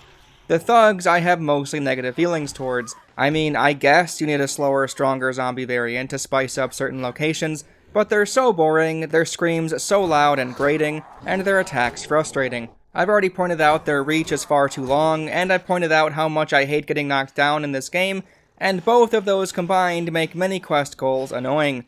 So often these guys, or rams, are placed next to objects you'll have to hold X to complete, even though other times you don't have to hold X to activate them. Gotta make it more tedious, I guess. Plus, and this could just be a problem with how enemies react to fire in general, but they just stand there without even flinching. Watch me blow up this explosive barrel, he doesn't react at all, he just starts on fire and that's it. This might be why Molotovs felt underwhelming at first. First of all, the flames on the ground don't seem to coincide with where the damage-dealing hitboxes are. Often it felt like the lingering fire should absolutely be spreading to nearby enemies, or ticking their damage off even a little, but instead they came away unscathed. The initial splash of fire rarely looks like it's impacting the enemies being hit either, even the humans depending on the angle. All that said, some of those reasons are why the Molotovs are so effective against thugs. Normal zombies can run out of its radius and it hardly slows them down at all, so thugs just chilling there in the middle of it works out pretty well. The butchers I don't have anything to say about, besides lore implications, they're extremely forgettable. One of the strangest things that stood out to me about the usual zombie enemies is that they have the capacity to hold weapons and throw them. In and of itself, that doesn't sound too bad. However, their throw can literally take out the majority of your health bar. Go around a corner and bam, dead, because a zombie decided to flail a knife at your chest. I've seen others complain about this online, so I know it's not just me. Seems incredibly dumb to let zombies throw weapons at a moment's notice, and for that throw to be as powerful as it is. Watch as I get hit by the first zombie's arm, right as a different zombie throws a piece of wood at me. I had full HP, and now I'm scrambling at death's door. The death mechanic itself isn't something I love either. Not sure why there'd even need to be a countdown, you just respawn in a nearby area at random it feels like, and you lose a chunk of your money. The amount of times I died out of nowhere, though, made the punishment of trying to find where my corpse would have been, since your map doesn't tell you that information, very annoying. Why not put a marker on the map saying that's where you just were so you can get right back to it? The thought of losing my upgraded crafted weapon that I threw over there simply because the game spawned me needlessly far away was frightening. Again, things in this world reset all the time, and who knows what the radius is for when your dropped items start disappearing. Regardless, that's not the point. I frankly shouldn't have died as many times as I did. The game is a fucking cheater. Besides the bullshit zombie insta-gib throws, if you try to jump to an area that's supposedly not allowed, or you hit an awkward angle with your leap, you may just instantly collapse and lose all your health. What a great way to encourage exploring the map with your platforming mechanics, cool. Maybe you could argue this one in the sewer is fine, since there is water underneath, and here I didn't actually die, so it's not awful, and here me going through the awning and taking the fall damage didn't kill me either. But how do you explain this? I just jumped down this opening in the ceiling, and now, me stumbling trying to jump out kills me immediately? Besides the aforementioned sniper zombies, the mobs of random running infected are probably the most difficult things to deal with. They're much faster, are a lot more flaily with their attacks, and it definitely feels like the game spawns them in perpetually if you happen to be in a specific spot. I swear, there were multiple times in the city area where a group of 3 or so kept chasing me in staggered advances. Either the game chose to keep respawning those 3 after I killed them because I happened to be in between invisible trigger zones, or every individual group of 3 were already in the process of no-scoping me from across the map, running straight for my location. A similar moment happened when I first arrived in the city. There had to have been a good 10 runner zombies in total that randomly sprinted towards me for no reason in the span of a few minutes. I wasn't even doing anything, or making noise, or even moving around much. It's already just plain silly how they can jump out of the bushes or what have you and rush you down without reason or hassle, but when they start to pile on and build up, especially in the late areas of the game and the Ryder DLC, it's simply infuriating. They have a crazy amount of knockback to their attacks, and they can seemingly appear from behind out of nowhere. So often you'll be bounced around like a pinball between the zombie bumpers. The disgusting red border effect when you take damage only serves to get in the way and distract a player when they'll need their focus the most. The kick into swing strat is a strong one, as is slicing their heads off with a well-timed attack as they approach, but those simply don't work with multiple runners in a clump. So many times in the Ryder campaign, I was knocked off the environment or backed into a corner. Again, when compared to Dying Light, the running virals were a lot more thought out and manageable. They were mostly the cause of your carelessness regarding your noise level, you had far more tools at your disposal, and the guns in that game are so much better, both with their strength and how they handle. The gunplay in Dead Island is some of the worst I've ever seen in a post-Halo video game. The main issue by far is the atrocious aim assist, which you can't turn off in the menu. I've never in my life seen an aim assist this bad. It's to the point where having your gun out at all while you run through the environment might make your character turn slightly towards enemies or even explosive tanks. It also seemingly can't make up its fucking mind. When you're trying to aim at a whack-a-mole's head, it might pull your sights towards the midline of their body, or a different enemy, or where it thinks their head is, causing you to miss constantly. There were even times I tried to compromise with the aim assist, going for the body, when it would attempt to drag me to their head. Seriously, the strength of the aim assist is impossible to exaggerate. When holding down the left trigger, it's as if you're dragging the reticule through wet cement, now and then it giving way slightly, likely because you're going where the aim assist wants, but that only makes it harder to come to grips with the aiming as a whole. It's such a pain to get accustomed to. There are forum threads that talk about this exact issue. It's not just me. The only solid advice I saw was to simply stick to melee weapons. That's not a bad idea, as guns are surprisingly weak. There's an achievement for killing 5 zombies in a row with headshots, and I have no clue how that's even attainable, since shooting a zombie with a pistol in the head does practically nothing. Their unpredictable movements, the poor iron sights for almost every gun, and the garbage auto-aim already makes it difficult to consistently get headshots, so when I do pull one off, I'd hope it'd take off more than a third of their health bar. Human enemies, however, when shot in the head, do go down with 1 bullet. If we're being charitable, maybe we could say the zombies taking reduced damage from firearms, and hell, even their unruly controls, was Techland's way of trying to disincentivize guns for the majority of the game. Maybe the only time Techland wanted players to get them out was with the obvious gunfight sections. After all, Dying Light 2 did away with guns entirely. I'm not sure even I buy fully into this argument, however, since the entirety of the Ryder campaign is filled with zombies, and they shower you with ammo at every turn. Plus, the auto-aim, quite specifically, makes gunfights more of a chore. The pistol being so weak makes some sense at least, since it sounds wimpy as all hell. The shotgun isn't much better. The shotgun itself is just... I hate it. In the Ryder campaign, like I said, they throw ammo at you left and right for all 3 types of guns, and eventually I decided to toss the shotgun away since it was just garbage. Not only is it weak and sounds meh, the reloading animation might be the longest I've ever seen for a shotgun in any game. Sure, they put a shell in one at a time, which is realistic, but given that they always pump the shotgun after every reload, I don't think the argument of realism is the winning play here. You can skip this if you shoot in the middle of a reload, but if you put all possible shells in the gun, they'll pump every time. I'm being a nitpicker here, clearly, since they probably just goofed up and locked the animation to a full reload instead of the last shot in the gun being fired, but still, I really hated the shotgun, so forgive me for spending more time discussing it. Maybe one could argue I shouldn't be pre-reloading so often, as this would avoid that little inconsistency, but I blame the game, since it shouts at you to perform a tactical reload when you're even sniffing an empty clip. I also can't stand how grabbing items or kicking resets the reloading process. Oh god, why? In Riptide, with the harpoon gun and sniper, this reaches comical levels of stupidity. It's no longer a realistic contrivance. The next shot is already placed in the damn gun, man. Remember when I said I'd talk about Perna's and Ryder's Fury skill later on? Well, it's time. As a quick recap, you barely get any time in the Fury state at all, and activating it takes way too long and is extremely awkward. Well, with Perna all of that is still true, but hers is so much worse, as her weapon is a gun. And you have no say in who she aims at, the auto-aim simply targets the zombie closest to you or something. Even more, the game won't let you shoot unless the reticule is on the zombie itself.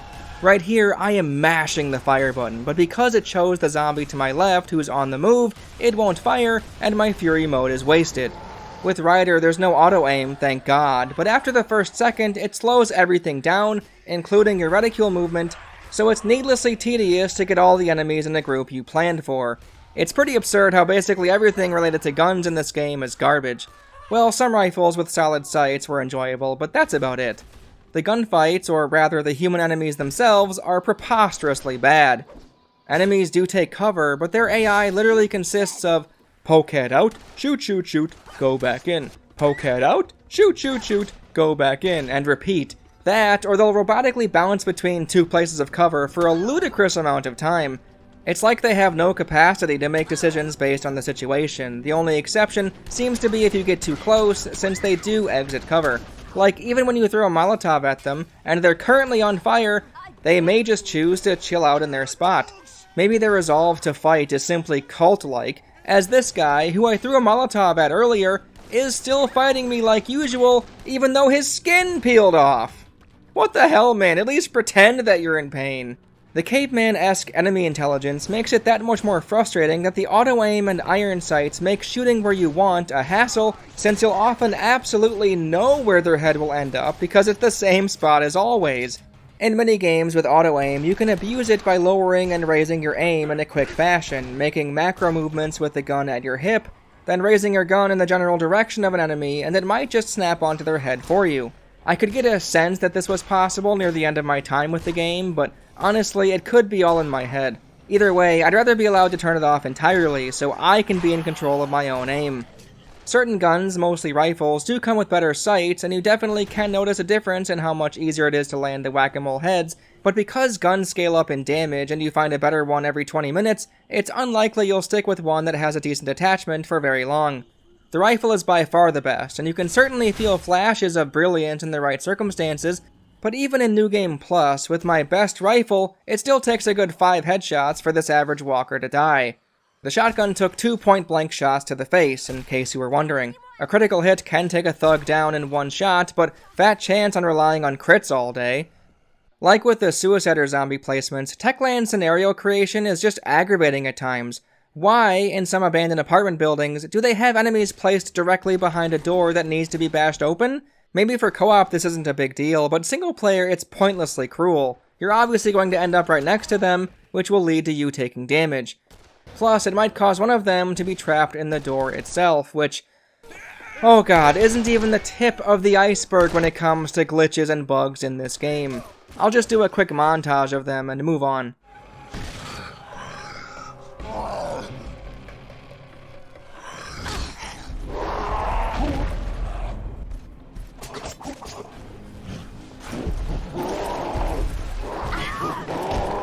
Can somebody help me with this bloody door? Hey. Uh-huh.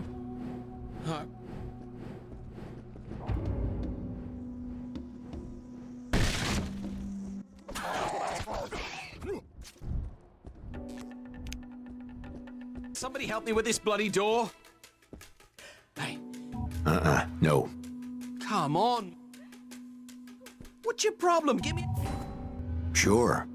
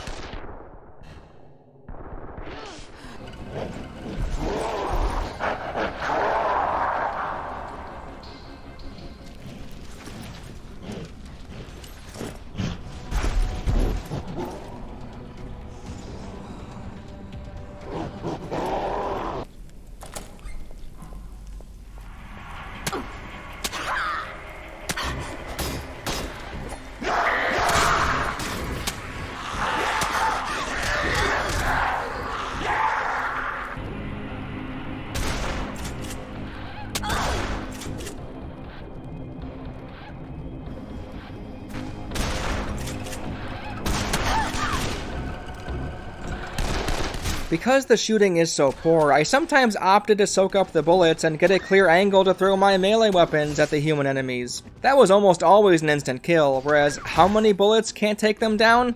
Like I said, at least headshots are more reliable with humans than with zombies, but still, they should react to being shot. While we're on the human enemies, I'm not a fan of the random hostile humans found in clumps around the city. We're all in a zombie apocalypse, and these guys aren't even going to attempt to avoid confrontation. Half the time they're completely silent and just start shooting.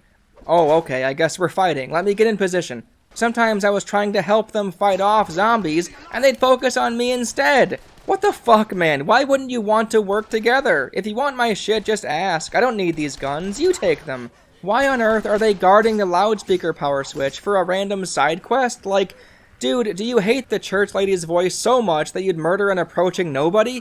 This problem was a thing I talked about for Dying Light as well, so it seems that Techland just likes throwing goobers into their worlds to spruce up the pacing, I guess. I realize this comes with the territory of a zombie game, and that it's an attempt at varying up the gameplay, but a little more effort into why these randos start firing away would be nice.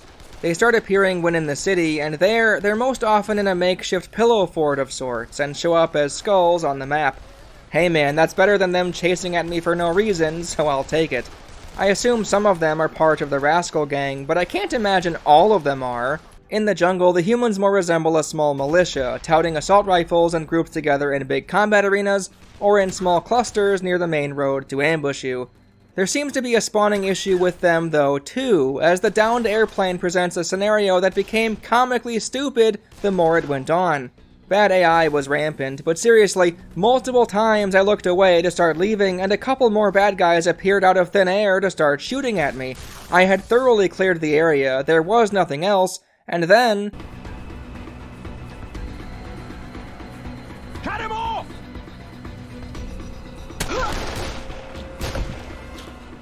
The only time a human enemy makes an appearance in the beach setting is with Hector Lecter, a truly bizarre encounter all things considered. You walk in to grab a teddy bear for a dumb side quest, and this dude starts attacking you out of nowhere, while Lucy, the girl on the ground, just sits there and murmurs to herself.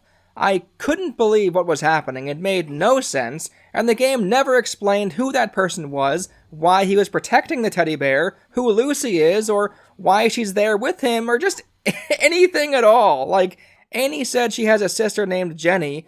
Who the fuck is Lucy? Who is Hector? What the fuck, man?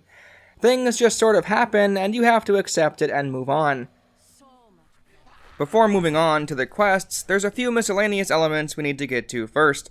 One of the biggest cases of a failed game mechanic's remains being left over for the player to wonder about has to be the movable crates. There's simply no way on earth Techland envisioned liftable boxes for the player to place on cuboid holograms so they could reach a ledge or a ladder a couple feet off the ground. A few of the specific puzzly platformer bits in the game are almost demeaning with their simplicity. It's like they were designed for babies. Give the player a better jump, and most of them aren't even necessary. Actually, one of them literally isn't necessary. You can just hop in the boat without problems. Wild. Again, good on Techland for entirely scrapping this and implementing parkour platforming, but still, Dead Island has this, and it's so weird. There's a side quest where you'll need to move them into certain spots to complete a giant help sign, which is, I guess, another use for it. Without the quest, the blue holograms aren't there, and putting them in the spot won't be permanent. It's only when you talk to the guy asking about it this hologram business triggers. You can also pick up and grab other objects, such as explosive gas canisters, cinder blocks, and fuel tanks. The fuel tanks are for side quests too, which I do quite like. Some are already full, which is fine, but the quest where you have to fill up the gas tank is better. The sense of weight and the sound design associated with them as you walk around is really nice. You can hear it chugging in there, and your movement speed slows down. Perhaps this is an example of little immersive touches that I felt are worth it, even in isolation. Having to place them in the beds of trucks is a fun consideration, and a good use of the vehicle play found in the game, but it would have been nice if there were a few more quests like this. Then again, the final city main quest, where the boat needs fuel and such before the prison, was a huge pain and felt like padding, so I don't know. I kind of like that you can throw all of these objects at enemies. This was one way where the grabbable object mechanic started to make sense. Tripping up a zombie because a slippery box came their way was not only funny, but practical too. I could see something like this working, but in Dead Island, there weren't enough objects around in the first place, and the act of using them as a weapon doesn't really work with faster moving threats. Dead Island veterans would have likely already been able to tell, but for those unfamiliar, almost all of the footage so far in the video has been from the Definitive Edition remaster of the game. The original non-remaster, Game of the Year edition has its share of defenders, claiming it to be the superior version of the game. I can see why. The visuals seem to have been changed in the remaster to match Dying Light even more, including the little particles that fly through the air, and the lighting has been completely modified. Some areas look a little better, and others far worse. If I'm being totally honest though, neither game has good lighting. I shouldn't have to internally debate on whether or not to use the flashlight in clearly lit rooms as often as I did. Gun to my head, I'd choose the Definitive Edition though. The environments hit my eye better. There's a load of minor changes that are very strange. The lighthouse cutscene, showing its supposed activation, looks as you might expect in the original, but in the remaster, the light isn't shining at all. It looks like a number of assets for decorative objects have been swapped out for some reason, a few of them looking worse. Adding on to that, the glass effects on the whole are so much worse in the supposed upgraded Definitive Edition. In the remaster, it can look downright low budget when your character smashes a windshield, but in the original, it looked a lot more realistic, with shards of glass left over near the edges. Saving the guy in the truck is another standout example. Here's how it looks in the Definitive Edition, and here's how it looks in the original. The hotel has a lot of deceivingly transparent glass windows, ones where you literally can't even tell they're there until you walk into them, which really bugged me, and I was going to complain about it, but it too is a problem with the Definitive Edition. In the original, it's not an issue at all. You can plainly see the windows like you'd expect. These are all unambiguous downgrades, which is why it's all the more annoying that the Definitive Edition remaster is the only version available on Steam and consoles. This is just how the video game industry is, I guess. They did the same thing with the Dark Souls remaster. If you couldn't tell, I got the Xbox 360 Game of the Year edition to test things out for myself, and there were a few other things I noticed, but weren't as objectively worse or better. The remnants of a failed game mechanic I talked about earlier, the movable boxes, didn't have an obvious blue hologram anymore as reference, but a more translucent one. Maybe that makes it better, I don't know. The beach balls in the definitive edition don't have the same physics as the original game. You can't smack them around like before, and I have no idea why. Not a huge deal, hitting beach balls isn't even close to important to the rest of the game, but I can see why people would be bummed with its removal. The quest descriptions are a lot more interesting, and I'd imagine more divisive among the fans. In the original, you were handed a piece of paper with handwriting either from the quest giver themselves or your character, which also included the XP and other rewards on it. This has been replaced with a cleaner-looking, standard menu screen. I can understand appreciating the idea of the crude piece of paper, since it's a real object that exists in the game world, but to me, it's a little absurd. Like, come on now, you think these survivors are really going to write this shit out on a blood-spattered sheet of loose-leaf paper? The fact that it houses non-diegetic information like experience points and quest difficulty already undermines the immersive argument, in my opinion, so it's just silly. Anyway, I also noticed a gameplay-related difference between the versions, I think. Throwing stuff felt so much weaker in the original, where you could basically insta-kill or at least two-hit kill zombies in the remaster. Here it's basically useless. Maybe this changes if you're playing as Logan, as I was using Sam B, and maybe further in the game it becomes better, but from what I can tell when playing the first act as Sam B in both versions, the definitive edition made throwing a lot more effective. Besides all that, the stat of DPS in the definitive edition is just damage in the original. I don't know, kinda weird to change that to DPS for the remaster, since damage and damage per second are very different things. Lastly, holy shit, the huffing and puffing from your character while running is aggravating as hell. In the original game, that's all I could hear. The moment you start running, it's constant.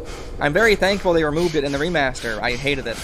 Moving on from the comparisons between the two versions, the visuals on the whole are mostly great with the environments, but the character models are pretty hilarious. They look really stiff, like not good at all, and they're sometimes placed in very awkward positions. That, paired with how seriously the game takes itself in certain situations, turns some moments that are supposed to be climactic or sad into cringy at best and laughable at worst. You see those files on the table? Take that to Monroe at the lab. He'll know what to do. Don't come any closer. One of them abominations bit me. I'm sorry, this guy sounds like he's pouring his heart out, but his incredibly rigid fetal position and 1,000-yard stare made me burst out laughing when I was supposed to be taking him seriously. Then again, maybe it's better when it's funny, since at least then it's entertaining in some way. I'm not sure if any of my examples already showed this, but the lighting system being so wonky caused me to go back and forth between using the flashlight pointed directly at the NPC's face, or leaving them in the dark. I'm unsure if the fake camera lens artifacts are in both iterations of the game, but it felt pretty lame how a modded weapon that had a fire effect didn't light up the area, but instead dished out an overwhelming lens flare. This caused me to avoid fire modifications from here on out. It is pretty, but it's very distracting being so close to your face. The fire visuals, at least in the definitive edition, can also look nice when in dark areas like the hotel. The mirrors not working is sad, but I know it isn't as easy as it sounds to get them to work in a game. With that in mind though, it was strange to see reflections on the ground, such as in the hotel, where it looked like it was actually reflecting the environment properly. Then again, the black slab at the scientist lab looked to be reflecting the environment too, but it clearly didn't match up. Although it can be confusing and frustrating that decorative assets exist in the level design that match the looks of things you can grab elsewhere, the amount of detail and furnishing is great. Most areas, especially the unique ones like the kitchen in the hotel for example, look like what you'd expect they would. They don't feel like barren blank video game rooms. Sure, there's a lot of copy and paste jobs, especially in the city and jungle areas, the latter featuring the exact same room and furniture setup in nearly every building it seemed like, but it would be cruel to poke fun at it for too long. It's a little less forgivable given that the game feels too bloated in length in the first place, and there's no parkour movement system to explain why the maps need to be so big and filled with time-save copy-paste setups, but still, it's not atrocious or anything. Not related specifically to this game, but this compliment about rooms and environments being populated with an appropriate amount of decorative assets or debris will be increasingly less meaningful given that AI will make this stuff so much easier for big-budget titles. I'm not a fan of the outlook on AI utilization for games or art in general, and I'd prefer if designers were passionate about the small details, including the placement of objects and furniture, to bring certain scenes to life, But I must say, since most objects in most games are non-interactable in the first place, if AI eventually does make a designer's job easier in this one regard, I don't think I'd be too upset about it. In fact, it may end up better than some procedural levels do these days. I don't have much to say about the audio that I haven't already talked about in passing, but there are two specific annoyances that kept propping up. First of all, I can't stand the music that plays when you pause the game. Every single time you enter the menu, for any reason, the map, your items, a workbench, just to chill out for a second, you'll hear this slow guitar strumming and piano keystrokes,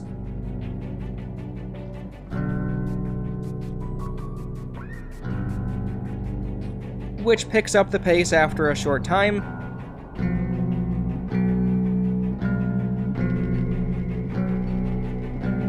and eventually becomes a very loud, booming piece of music.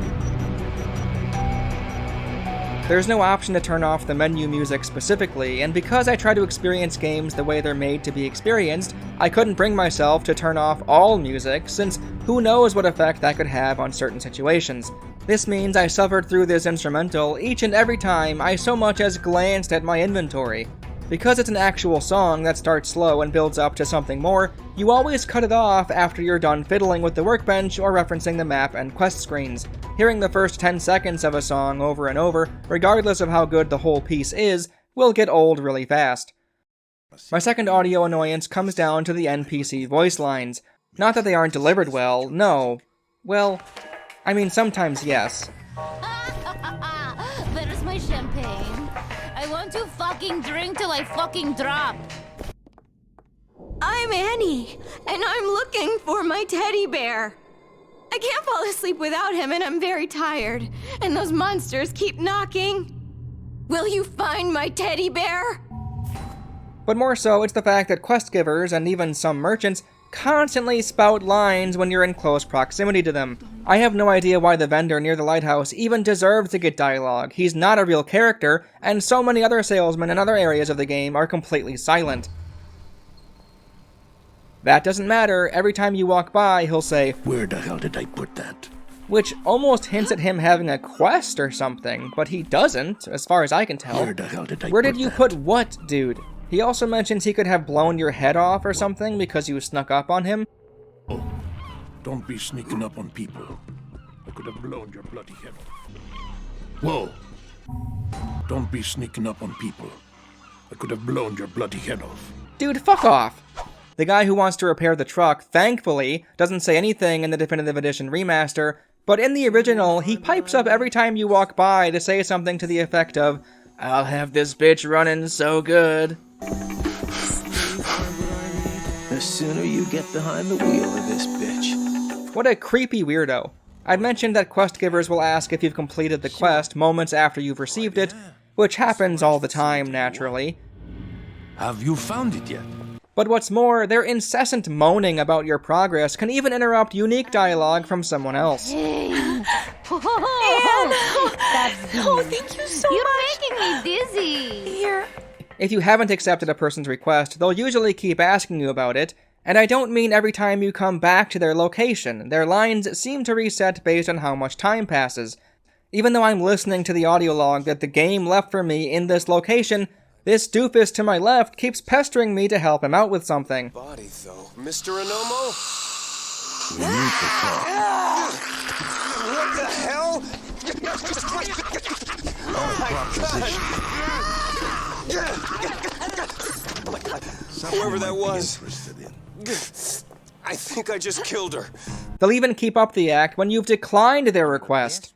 I can make... Not right now. I've got another idea for you. Something you might find useful. Just shut the fuck up, dude. I don't want to start your continuous event Molotov garbage shit. Have I ever let you down? Anyway, my final miscellaneous talking point is super specific, so forgive me. Going along with how expensive most weapons usually are when wanting to purchase them, the medkits are no exception. Their prices don't scale though, so early on they're very pricey, and later they don't become as much of an issue. It's never a terrible idea to buy them in bulk, so once I started getting a ton of cash, that's what I do. It's very strange that you don't stumble on practically any in the first act on the beach. You instead have to solely rely on the energy drinks and candy bars you find around. I'm not a huge fan of this healing style, but I will admit the vending machines that were placed here and there, where you exchange money for a drink to heal yourself, were pretty great. I don't get why energy drinks, of all things, are the healing items in this world, but hey, maybe this game gave some inspiration to Kojima for the stamina drinks in Death Stranding. The point is, medkits are expensive when purchased, and early on especially, they're coveted given their infrequency. Well, using a medkit is the B button, but so is advancing through dialogue. Some dialogue is a semi-cutscene which can be skipped, and some dialogue plays as you have full control, which can't be skipped. Sometimes it's tough to tell the difference, so you may end up wasting medkits in your attempt at advancing through the game as fast as possible. There's also a hefty amount of input buffering for the medkit exclusively. For example, I can hit the button while holding a gas can. A few seconds later, I toss said can, then it heals me. This might be excusable given how important it usually is for a player to heal as soon as possible, but man, wasting them is rough, and it's simply wild how easy it is to heal by accident. The actions tied to the B button seem to have a disproportionate amount of issues, the medkits as a whole, skipping dialogue, and the dreaded Fury activation. That's enough of the small nitpicks though, it's time for the more important topics. The quests are severely lacking in Dead Island, not in quantity, but in quality. Many are about as mundane as you could imagine, seemingly only existing to give the player more stuff to do. Fetch a necklace, fetch bandages, fetch 5 alcoholic beverages, fetch a teddy bear, fetch some flares, fetch car parts, fetch a paramedic bag, fetch some insulin, fetch 5 more alcoholic beverages, find someone a shovel, finish the help sign, find some cans of food, bash a door in. I said in my Dying Light video that I'm open to fetch quests in the right context, and the context is right here. The player characters are the only ones immune to the infection, so it's not entirely out of left field that they're the ones everyone depends on, but Dying Light had a fun parkour traversal system where Dead Island doesn't. I think the games where I can really get behind delivering packages are the ones where the environment is part of the hazard, and safe and/or quick navigation of the terrain itself is part of the challenge. It was the case for Death Stranding, for Dying Light, Witch Strandings, and even the Hunter DLC in Dead Rising 3, whereas in Dying Light, or even certain Dead Rising games, running past zombies to get to your destination felt like a part of the core gameplay loop. In Dead Island, it just feels like you're running past content, much like sprinting to the boss in a Dark Souls game. Here it's far worse though, since there's not a fun boss to fight when you get there, it's a quest object that wasn't interactable before, but is now, then you skip the enemies on your way back. It's hard to pin down exactly why these fetch quests feel so monotonous, but I think that's mostly it. In all honesty, even the proper context I alluded to isn't done as well as in Dying Light, as there, most quests came from people who already knew who runners were. The concept of people going out and transporting goods from place to place was pretty well understood. Here, I mean, maybe the lifeguard tower and lighthouse survivors know, but literally everybody else, and all the many small human clusters and groupings here and there, would have no idea you're the heroes of the island. Surprisingly, one person says the word runner verbatim, completely unprompted. I need a runner. But that seemed like a fluke. He really shouldn't have had any idea that you're the hero. I realize open world games need NPCs to give you quests willy-nilly. This is an argument against fetch quests in this game specifically, as the dialogue doesn't do any heavy lifting to make it make sense. You're just some dude, yet no matter what, when finding a new batch of survivors, the head honcho suggests you help out some of their people. Yeah, let me go risking my life to get a picture of your daughter, or in the scientist lab, can someone please get my laptop? It's in the building hanging precariously on the side of a mountain. I mean, the scientist knows I'm immune, but fuck him, I don't like him. Here's your fucking tools, dude. Don't worry I had to travel across the map to get them. Oh, you need my help again, huh? Nails? What's that? Search the bodies of those who are no longer living? What do I look like, a proctologist? Get out of here, you goddamn weirdo. Not only do they treat you like you're a mix between a DoorDash driver and John Wick, there's quite a few of them that reference the jungle. I'm sure most people playing the game saw some screenshots or gameplay footage where they were in the jungle, but it feels really dumb to get quests early on saying, once you're in the jungle, do X. Okay, got it. Thanks, person, for predicting I'd end up in the jungle at some point. Like, you have to blast open a Japanese bunker from the war to gain entrance to it 2/3 into the game. Why would they assume I'd be able to get there so easily? Remember when I talked about getting annoyed at NPCs talking about their quests when you walk by them?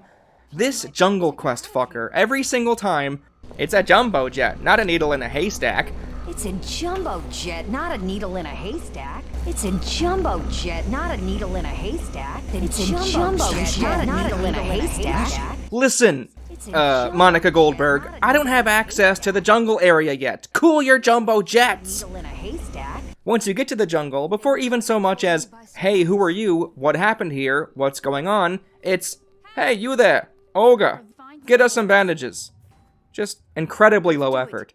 Want to know what happens after you bring her the bandages? Can you bring us herbs too? A-tier quest design, Techland, A+. Now, in a general sense, you could view these fetch quests as an excuse to go out and stomp around the map, but these items existing in the world already, but being off-limits until you talk to the right person, means there's no reason to explore the world without first accepting as many quests as you possibly can. Given that whole areas are inaccessible if you come by them too early, and for the places that are available, you aren't able to grab any later fetch quest items that may be housed there, why would a player ever want to venture out on their own accord? I can understand to some extent that it might not make sense for the player to want to grab some of these items yet, but we've already discussed the logic and character mindset of all that plenty for one video. For me, this just reinforces my argument that it's best to put your head down and do quests, only exploring when the game sends you somewhere. The only exception, besides your standard items like bandages and nails, being the fuel canisters. There's one side quest that asks you to bring 2 of them back to this guy. Well, on my second go-around, I already know he wants it, so I drive past him for now on my way to get 2 juice boxes for a main quest, and while I'm there, I grab 2 fuel tanks. Then I save the guy from zombies, accept the quest, then drop off the tanks I already went out of my way to get. I did a similar thing on a third playthrough, but even more efficiently, nabbing the gas cans at the first gas station before seeing him at all. Considering how fulfilling this felt, to snag something early for a person's later request, it would have been awesome if this carried over to every side quest out there, like grabbing flares for example. Can't touch them yet, only after someone tells you to get them, can you grab them. I'd imagine this is likely something found in many other games I really enjoy, however, so I can't criticize this too much. It's absolutely not the main issue by any means, but it was something I kept thinking about while I played. Not all of the quests are handed out at specific survival encampments. Some are presented as if you've come across a situation that just happened, like the fuel tank guy I showed. These are the ones that go some way in making the world a bit more lively to explore, but they mostly consist of the dull, save me, zombie clearings, which gets a bit old and kinda gives me Dead Rising 3 flashbacks. Please help! Somebody! Ugh. And one in particular is so poorly handled, I don't think I'll ever forget it. I have no problem suspending my disbelief with these types of scenarios. Obviously you can ignore them, wait for hours and hours, come back and they still want your help and behave the same way, but that's fine. What's harder to accept is the one I briefly mentioned earlier. This set piece, where a truck looks to have went off the road and crashed into a house, is a fucking mess. You have to get in the truck and back up a few feet to give yourself an entrance. The wife says her husband is injured, you see him in the bathroom, he's clearly bitten, he asks you to take his wife to the lighthouse for safety. The wife behaves very awkwardly, she doesn't say a word to you after he tells you to take her to the lighthouse, she just stands there. It's up to you to get into the driver's seat, then, sometime later, she'll wordlessly get in the passenger seat. Take her to the lighthouse, she then tells you to check on her husband. The quest is done, checking on him isn't mandatory, but of course, I still did it. Now, naturally, he's a zombie, so you put him out of his misery. Here's the problem. Like everything else in this game, such as the zombie placements, trucks, lootable items, weapons, and so much more, this resets when you walk far enough away or start the game up again. This means you may encounter this crashed truck, which you have to hop in and drive in reverse to gain access to the house, and see the unique named zombie dozens of times if you decide to go back there, which you likely will at least once, since a necklace for a fetch quest is found in this building. Funny enough, the husband zombies level scales like all the others, so even though he should have died 5 times over at this point, he's here, and he's gotten stronger. This is what really stuck out to me, this and the warehouse being off limits until the story quest triggers it anyway, on my first playthrough. I simply can't suspend my disbelief hard enough to stay engaged with the game when stuff like this happens. It's impossible to overstate how crucial this moment was for me. It demonstrated how nothing matters at all in this game world. Very sad stuff.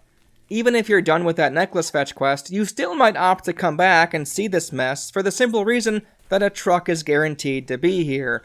Kind of dumb that this suspension of disbelief breaking truck has genuine utility tied to it.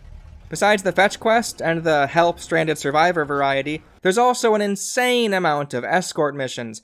Much like with fetch quests, escort missions are some I don't hate as much as the rest of the gaming community, but here they're really bad, and near the end, it's basically all you'll be doing. Resident Evil 4 with Ashley? No problem, she's always close by, and you can tell her to stay with you or hide somewhere safe. Eco with Yorda? No problem, you can hold her hand and guide her through the world, and the game was designed around the escort gameplay. Dead Rising with the survivors? Yeah, even that's better. Their AI is dog shit, but you can have a say in where they go, and some you can even carry or guide them with your shoulder or hand. Here, though, the escort AI wanders out in front, endangering themselves to no end in the process. The first mandatory one, when in the beach setting, is tied to a frankly stupid main quest, but we're not there quite yet. Even though he wants you to protect him, he'll go out of his way to charge at the incoming zombies. He seems to be programmed to walk to the end of this path, as in every one of my first act playthroughs, he had to walk all the way out to a certain spot for no reason, then slowly walk back before continuing on like normal. What a time waster. Arriving in the jungle has you protecting Jin, and it just goes on for so long, it's crazy. The same thing happens at the end of the jungle section. You have to stay buddy-buddy with the tribe lady, Urema, even though all I wanted to do was simply fast travel back to the scientist lab, since slowly walking through a forest setting with random dick-faced zombies running at you from every which way is not enjoyable. The hardest part by far was directly after, rescuing her, where a near endless number of runners start chasing you both, which definitely feels like a situation you're meant to flee from, but she gets caught and needs my help. This means I have to clear out all of the zombies, because hell no am I leaving my thrown weapons there to be lost forever. Besides the escort and fetch quests, there's some combat-focused missions, like killing approaching zombies as the mechanic works on the truck, killing the zombies that are defiling the church's graveyard, clearing out a group of hostiles in the jungle, and there was even some dude who goads you into an ambush randomly before asking you to save his daughter. The worst had to be the makeshift jungle arena, where the native tribe forces you to fend off waves of zombies as a test. This is mandatory, the main quest demands you do it, and it's very much a tedious encounter. Maybe this is due to the horrible pacing of the game overall, since I was very much done with it by this point. The few remaining unique quests aren't anything spectacular, and in some cases are aggravating with their logic and lack of morals. Why does this quest tell you to shoot the keypad lock to open the door, when that literally won't work anywhere else in the entire game? This guy wants you to get a file in the police station. Apparently his wife was and murdered. The police didn't have enough evidence, so they couldn't bring in the prime suspect. There's a lot to unpack in this one. First of all, this game doesn't house a morality system of any kind. Quests come in, and you do them to get experience. I don't really buy the idea that simply not doing the content in a game is a choice either.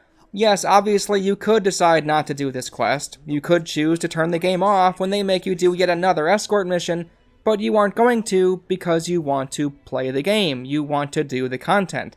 Saying no to this guy is the same as saying no to the guy asking for a shovel. It says nothing of your character, it's just a quest to get experience. That said, we're just totally fine with the idea that this guy is super duper sure he has the right person. Sure, police are incompetent, even the rascal gang that captured Jin knows that, but vigilante justice based on this guy's claim, one he could never substantiate? Yeah, sure, let's go get this guy's file. Next, problem. He wants the file since it'll give him the address of the would-be culprit. My dude, there's a zombie apocalypse happening outside, or haven't you noticed? I highly doubt he's alive, and if he is, I really don't think he'd just be chilling out in his house. Next, problem. The file is in the same area as a future quest objective, one where you have to press and hold X on the computer in this room. For some reason, the game lets you fiddle with this computer early. Unlike what I desperately asked for earlier, this doesn't do anything for the future quest, it's a superfluous nothing. It's up to you to realize this isn't doing anything, even though the screen does change now and then, and you're actually meant to walk around and grab the file on this guy's cabinet. Finally, when you come back with said file, he says he needs a gun to go murder the guy. Not just any gun, his neighbor's gun. From his neighbor's house. Please, take my assault rifle, dude. I hate the shooting in this game. You'd be doing me a favor. Another of the maybe I shouldn't blindly trust this guy quest happened with the dude who asks you to clear out the looters in his apartment. Okay, I guess. He isn't attacking me on sight, and the bad guys are, so I guess it makes sense in this world. The thing is, these enemies look so ordinary. what if they were hunkering in here for safety? When you finish it, the quest giver says, it had to be done, rule of the law can't be abandoned. Like, we just extrajudicially murdered these men based on your word alone. Forgive me for not popping a bottle of champagne over your blanket tough-on-crime rhetoric. Wait, well, I say people like that don't deserve to live, so you do whatever you have to do. Surprisingly, my favorite quests, besides the fuel tank retrievals, were the two that had you travel across the city. Putting up posters of this guy's face is a pretty laughable premise, but even still, it's an excuse to explore that side of town. Turning on the speakers was even better, as you have to figure out where the electrical switches are in the first place, then figure out how to get to them. It was also the only time the game encouraged me to play with the small bits of verticality found in the city. In terms of urgency, however, and its lack of consequences, the loudspeaker one was pretty dumb. There are 3 rounds of it, you return back to the guy after every 3, and he tells you to go activate 3 more, that the people on the coast, or in the inner city, need to hear the message to come to the church. Obviously, this didn't actually get people to come to the church, this doesn't impact the game world at all, and I did this while an urgent story quest was supposed to be happening, saving Jin from the gang in the police station. Wild, but yeah, sure, let me pointlessly blast preacher gospel throughout the city. Again, this sort of thing happens in a ton of open world games, I know, I'm just poking fun. Lastly, the worst of the bunch, the game calls these continuous events, and I don't like them. A person will ask you for items, it looks and sounds like a side quest, but no matter how many cans of food or bottles of water you give them, they'll ask for more, as if they're still starving or about to die from dehydration. Literally, this chick won't shut the fuck up about being dehydrated. You find anything? My muscles are starting to cramp up. I've given her so many goddamn bottles of water. What's she doing with them? Taking a bath? Just drink one of the hundreds of energy drinks lying around, you fucking dolt. My muscles are starting to cramp. Oh, thank God. Thank you. The little whimper from Old Man Ned, please come closer, or did you find anything? Even though he's received dozens and dozens of canned goods from me. Fuck off, Ned, eat shit. Remember that guy who wanted you to search the butts of the dead to find nails? That's actually a continuous event too. Even though his questline started with a unique DoorDash delivery, it ends with a never-ending continuous event. The ones that clearly define what's going on, like the guys who will make you a Molotov cocktail for every X amount of alcohol bottles you give them, aren't as bad in terms of suspension of disbelief, but they can fuck off too. There are way too many of those goobers around. It's wild to me how many design elements of Dead Island clearly mimic a never-ending game. These reoccurring events that offer you items or money for trading of certain goods, enemies scaled to your level, lootable weapons improving as you progress even though the models look identical, hostiles such as humans and zombies resetting in areas you've already cleared, even as quickly as 20 seconds later where there were none before, and New Game Plus, even if it is a very, very flawed take on it. Do people like this? Dropping off your recently collected water bottles with Kim so she can hand you a bunch of money, looting her area clean every single time you stop by, then take that repeated loot you grabbed and water bottle allowance to repair your weapons and craft more mods and tools so you can go kill the respawning zombies while looting those newly reset areas? I really don't understand the appeal to all this. Dying Light does this too, but I'll admit it does make a little more sense given the many advanced tools, better enemies, and a pretty decent higher difficulty mode. A charitable view would be to say, Techland has an interest in getting the most out of their games, but to me, it's mostly just a bunch of generic bloated garbage. I think the worst part about it in Dead Island is how many of these continuous events present themselves, initially, as an altruistic side quest, where you feel like you're about to genuinely help some of these people stay alive. But that's a lie, obviously, and not in the way that's easy to look past. What I mean by that is, if these quests stayed active indefinitely until you completed them, yeah, the game is lying there too. It obviously doesn't have an in-world timer dictating how long they'd have until they died from starvation or dehydration, but that's not a problem for me. It would be cool if they could die, but its absence is expected. However, what's not expected is the quest never actually ending, for them to pretend they didn't just get the items they requested from you multiple times in a row. When you start the game up again, the game even shoves that garbage in your face as if it's a real quest. Ned, fuck off! I don't care if it's essentially an exchange for money. I'm not getting you any more cans of food, you bitch! What's so interesting to me about the story and tone of Dead Island is how there are, essentially, two extremely misleading teasers for the game. Everyone who talks about Dead Island talks about the trailer, so it's a bit tiring at this point, so I'll just say, yeah, the cinematic trailer for Dead Island is a nice little short story, one that has nothing to do with the game. It's very emotional, has a backing track that accentuates the tragedy, and features characters we'll never see or hear from in the main game. Quite literally, nothing about this trailer is helpful for anyone seriously thinking about giving this game a try. The Attract video, which essentially acts as a pre-prologue, is also a bait and switch, but the funny part is how drastically different the tone is from the cinematic trailer, yet neither match what you're going to be seeing in the main game.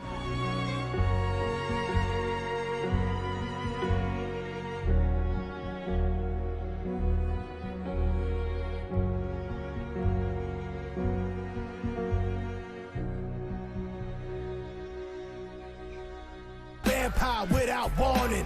Who do you voodoo, bitch? Stand up. Sam B got the thing that go bump in the night. Whoa. Who do you voodoo, bitch? Here it does show off the main 4 characters, and the song that Sam B performs is quite catchy, but not only are you viewing the perspective of a nobody, there being a cutscene at all misrepresents the vast majority of the game. For some, this won't be a problem. Cutscenes are the enemy, they take control away from the player, and usually aren't worth the character interactions or story beats they present. I'd agree, but I still think the lack of cutscenes really hurts the pacing of the story, especially in the first third of the game. I'm not that vexed about all 4 heroes showing up randomly whenever one triggers, but because they're so spaced out, it makes it all the more jarring. Besides, at the end of the prologue, which only shows them as background characters, the first one you'll see is an introduction to the Suicider zombie type. Literally just them standing there, reacting to the new variant.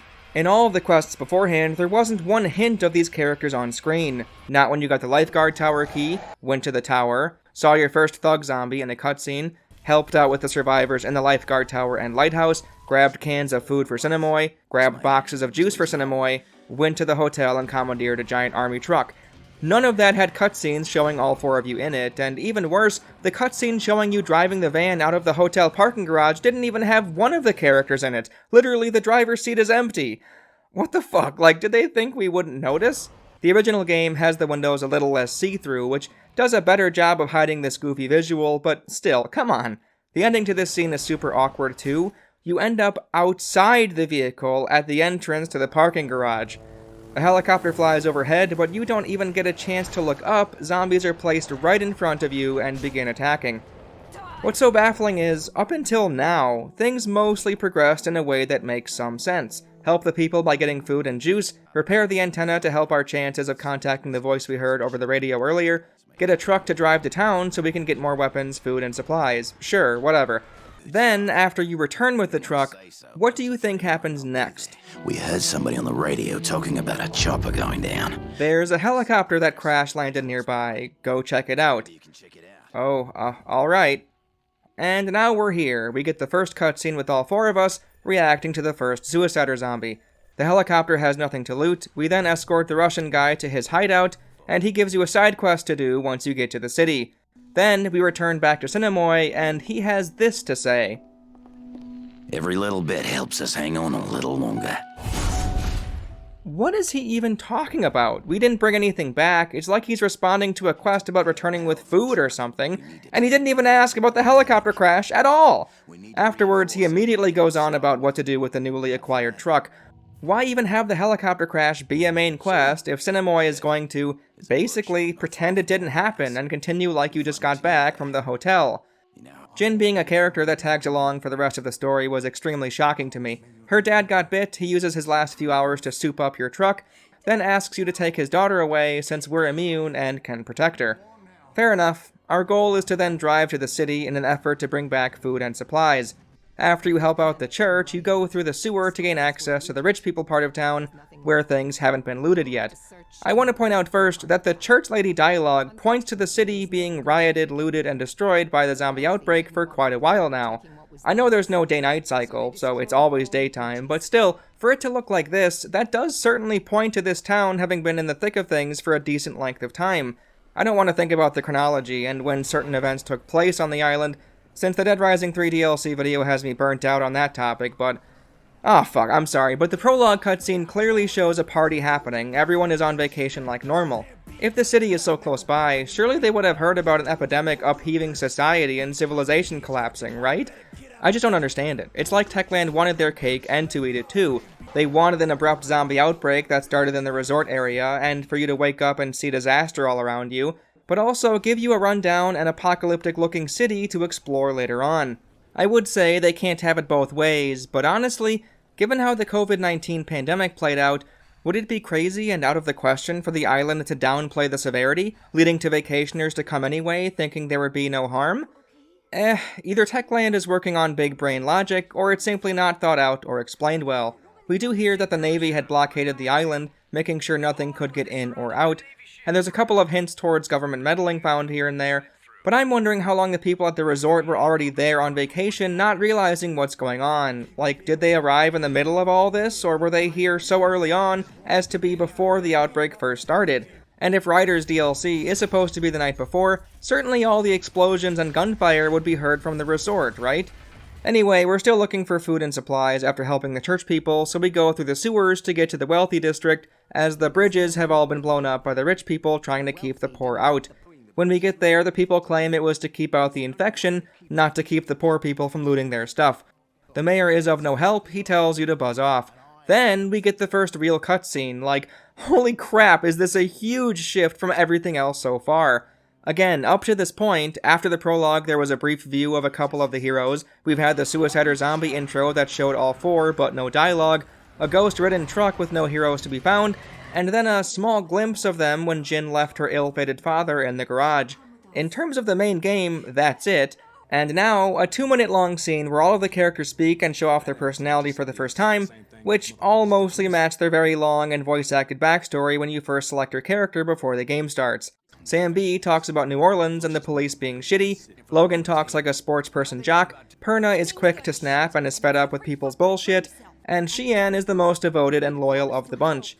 All three of them, except Xian, say, forget helping the people here, fuck Cinemoy, he's why they're stuck there? What? Why are they so selfish all of a sudden, when we've been accepting every trivial side quest on the island?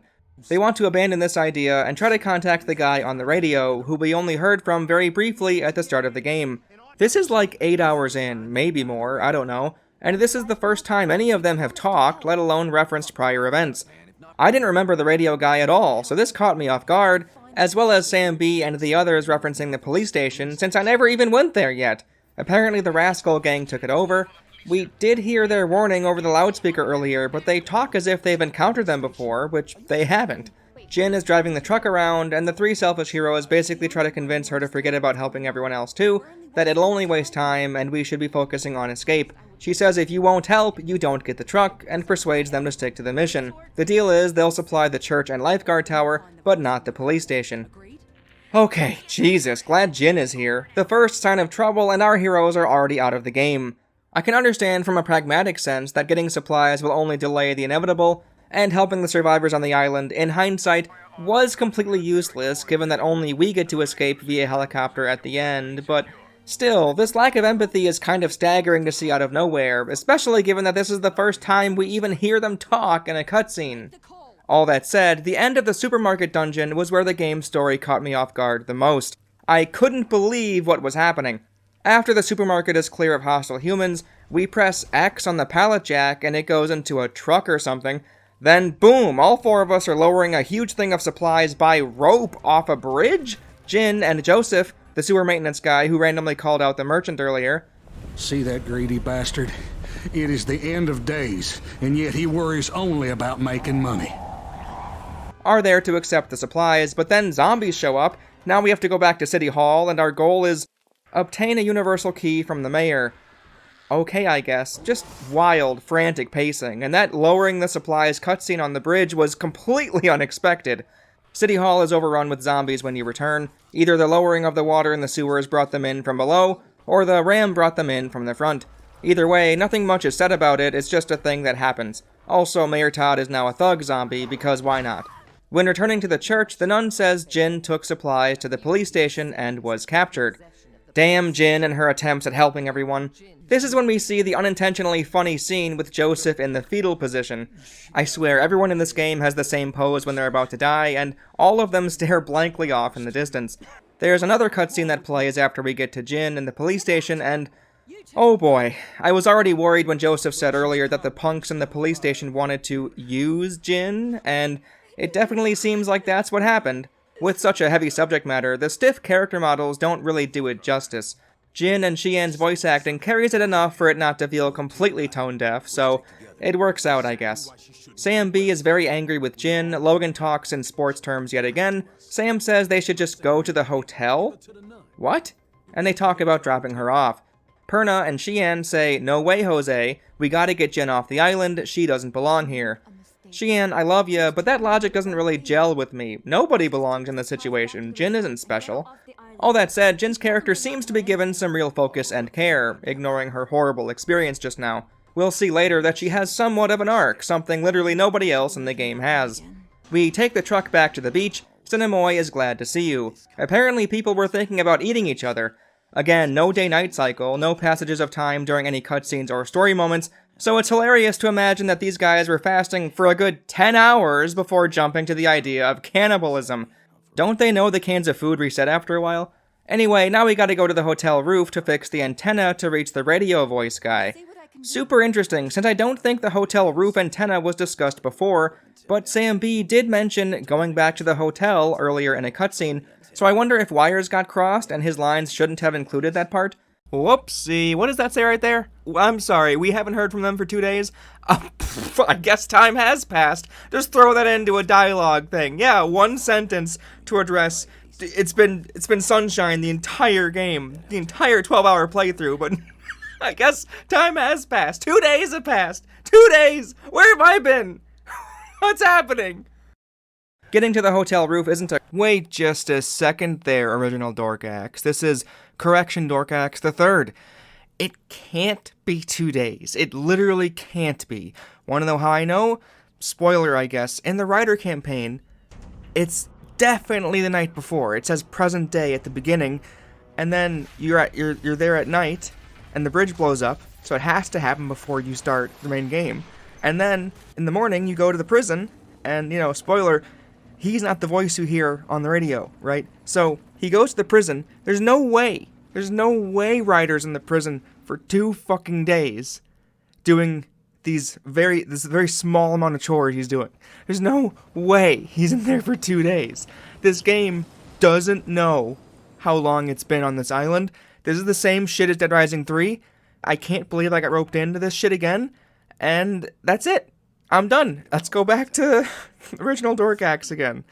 You'll hear a correction Dorkaxe again upcoming, so fucking get ready.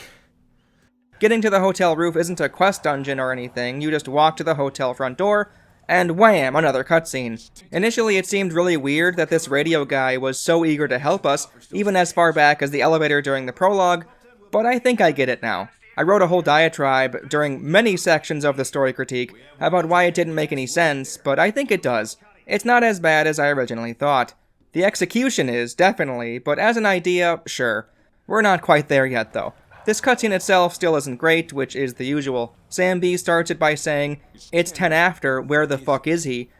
Like, what? We haven't spoken to this dude in X amount of hours, days, weeks, who knows? 2 days! Where on earth did Sam get the impression we had a scheduled Zoom call? Xian says we should call back in an hour. What is time in this game? Why would we do that? Xian, I love you, but what the fuck? It's like Techland wanted to give lines to the characters simply for them to have more lines. This recommendation makes no goddamn sense. Besides that, the pacing of the dialogue and the writing itself just isn't good. Perna's outburst mixed with her incredibly stiff facial expressions just reeks of low-budget B-movie material. That's where the prison is. Who the fuck are you? A convict? Speak! The important things to note moving forward are 1. The voice is Ryder White. He's a colonel with the Bonoi Island Defense Force. 2. We need to reach him by boat, since he's located on the prison island. 3. He has a sick wife who's likely infected. And 4. There's a minefield around the prison, which is why we need to seek out a specific smuggler located in the jungle so he can guide us. Okay, got it. Also, huge shout out to this random NPC dude with us in the room just chilling in the background. Considering this rescue attempt, plain as day, is only being offered to the 4 heroes, given that the voice said he'd call in a helicopter to save us. If I were this random guy, I'd be feeling pretty awkward right about now. Is he gonna tell Cinemoy that the 4 of us are going to abandon the lifeguard tower in hopes of getting off the island without them? Next, we don't go talking with Cinemoy. In fact, We don't talk to Cinemoy for anything else ever again. We talk to Mike, who makes us a bomb to get into the Japanese bunker so we can access the jungle. Once Act 3 starts, we get another cutscene with the voice on the radio. I don't know, like, it is poorly done and abrupt as all hell, but more curious is how it appears as if it's in the wrong section of the story. Ryder says if there's even a chance he is telling the truth, we should check it out. I assume this is meant to reference the scientist about potentially making a cure, since Sam B says he doesn't want to go further into the jungle, and Ryder answers back to take Moen to the lab, saying to do what he wants and he'll do what you want. Perna mentions Moen as well, which makes me think this whole interaction should have taken place after we met Moen, at the very least. This is where we hear about Ryder's hope of possibly getting these immune heroes to the lab for them to make an antidote to save his wife. Afterwards, the scene turns into the classic, oh no, our heroes are divided and might not answer the call to action thing you see in movies, right before a pep talk happens and they all get back on the horse. Xian plays the part of the inspiring coach, but she does a truly dog-shit job. Jin isn't having any of it. Jin, you're more full of compassion than any of us. You know what it's like to lose someone you love.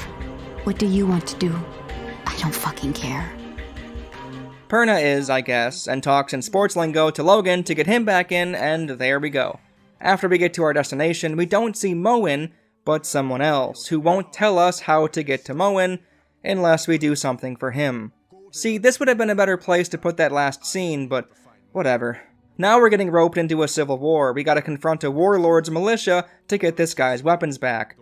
Sure, no problem. After you get the guns and place the boxes into the blue holograms, we have to go after Afran, the warlord himself, to get a boat for us to see Moen. Jesus Christ, this game is insane. While we're chasing the Afran guy, in the middle of a huge gunfight, a completely unprompted cutscene triggers, showing us shooting the bad guys, them shooting at us, them throwing a grenade, and that's it. This one sticks out simply because there's already so few cutscenes in the game. Why have this one here? It interrupts the pacing of the combat encounter to tell us nothing. The fact that some areas get cutscenes where others don't, and some information is lingered on while others seemingly missing, is such a fascinating thing to behold. We should study this game for years to come. People need to understand this train wreck. Since we murdered a warlord, we get to take the boat to Moen, who says the guy on the radio has it wrong. He doesn't know how to get to the prison, but he can take us to the scientists who study the native people of the island, which is where the zombie virus comes from. I mean, if I were the heroes, I'd be pretty annoyed, given that apparently Ryder lied about Moen knowing how to get to the prison, but he did already mention the scientist lab earlier in that weird cutscene, so whatever. We go to the scientist, he wants to test our blood. While he does, we do side quests. Great. Once he's ready, he tells us we're all O negative, but that doesn't do anything unless he kills us and performs a full blood transfusion. Now we have to get blood from the native tribe, where the prion disease originated.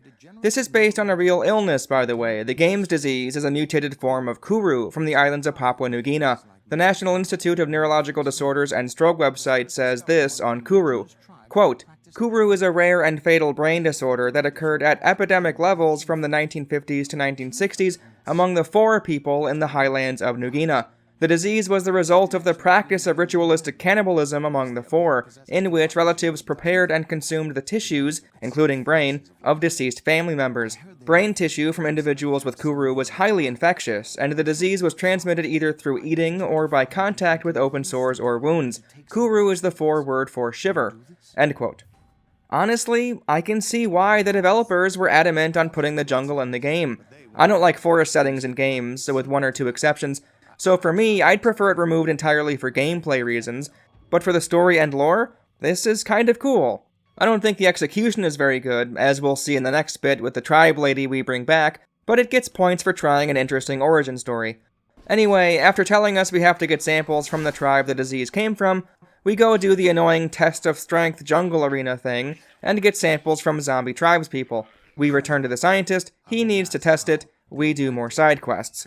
Great. The scientist then explains Kuru, not as good as I did, but still, and says the dormancy period for that disease is 12 years, whereas the mutated zombie form is near instant. We need a sample from someone who hasn't had contact with zombies, a mummy as he calls it. Ryder, I guess, overhears us on the radio and says, "See, you can get the cure, help me save my wife, go do it." Yeah, got it, pal, thanks. The tribe leader says almost everyone in his tribe has eaten the infected flesh, except one, so that's where he's taking us. We escort him back to the boat, go to a new place, then do a long escort mission to get to the next area, where we get a cutscene. He pokes a girl, says, "bad spirits," tries to whack her with a stick, and our characters murder him. Oh boy, great job. Funny how it's the police officer of the group that shoots without hesitation. Could it be that all cops are bastards? Or that her backstory is super anti-men in all forms? You did see her skill about dealing more damage to male enemies, right? Either way, now that the only guy who knew what was going on is dead, let's hope we know how to finish this quest, right? Sam B says this. Did you see that, man? That was fucking voodoo. Not a living dead shit. And I have no idea what he's talking about. He just saw a cop gun down a person of color who was holding a stick. The native girl can speak English, which is a huge relief to everyone, I'm sure, and she acts shell-shocked? If she grew up in this tribe, this is all she's known her whole life, why is this her reaction? I know the answer to that, kind of, so keep that in mind for later. We decide to take her with, Logan finds and chops up what he thinks is a mummy, and we're out of here. Horrid escort mission with Yurema. Then, near the end, she asks if that's our friend at the altar, and it's a cutscene of Moen being attacked by zombies. Yurema says we have to hurry and save our friend. This was so unnecessary. When we get him back to the boat, he says he was trying to find treasure, that's why he came out there. Okay, back to the scientist area on the boat, then escort Yurema back to the lab. I wasn't kidding earlier, this end section is jam-packed with so many escort missions, I wouldn't be surprised if some players dropped the game around this point. What were they thinking? Scientist says he needs to test the mummy and the girl's blood. Ryder pipes in on the radio, saying to hurry it up, Emily needs help now. And also, despite what he said, Moen does know how to get to the prison. Okay, sure, whatever. Honestly, at this point, if I were the heroes, I wouldn't even have the energy to fight back anymore. Just be their puppet and get this thing over with. We confront Moen. Oh, he does know how to get to the prison. He just doesn't like going there. Okay. Get fuel for the boat. Get reinforcements for the boat. One in the city, the other at the beach, in the warehouse where we last saw Jin's dad. It feels like this last fetch quest was just so we could see this cutscene. Jin says she needs to do something, and goes to confront her zombified father. She mercifully puts him down with a single pistol shot. Wow, I want her gun. Wanting to put her former life behind her, she shoots the picture that shows her in front of the resort hotel, and says, let's get the fuck off this island. This all felt a little sudden, but it's nice that Techland is trying something here, since almost every other character is a caricature. Ryder pipes in on the radio, saying he heard screams coming from the lab, that we have to get down there. Oh boy, who would have guessed, right? The scientist lab is overrun by zombies. Wow, shocker! We find Yurema in the cage, and have to release her with the computer controls. I won't get to the Ryder DLC quite yet, but I called bullshit on her story about what happened the moment I heard it. The doctor apparently kept wanting to draw blood, more blood, more blood, and since she went to school in the city when she was younger, see, maybe that's why her reaction to the thing from earlier, but anyway, because she went to school, she knows a person can only lose so much blood before they die, so she hid in the cage, and the doctor kept coming after her, and tried to open only her cage, but opened them all, even the ones that had the zombies in them for testing, instead, and that's the story on why everyone is a zombie, and I'm safe and sound in the cage. Yeah, great job. I fucking hate Yurema. Why would he do what she's claiming, drawing so much blood as to almost kill her? There's no way, he already made the antidote in the fridge. Time wasn't of the essence anymore. Fuck man, whatever, let's go to prison. The cutscene on the way to the prison shows us moving the mines out of the way, Ryder's radio signal is breaking up, he tells us not to trust the prisoners, and yeah, we arrive, Moen gets us in, and we trust the prisoners. The head honcho knows Ryder is in Block C, but he won't let us in until we help him out first. If you feel fatigued, yeah, that's how it feels playing the game too. All the while Yurema and Jin sit back, and what's so odd is Yurema talks about Jin's mental state a few times. I don't even know why Yurema is still around, to be perfectly honest, but sure, keep us updated on Jin's well-being. There's a lot that goes on in the prison, but I think this clip sums it up quite nicely. What more?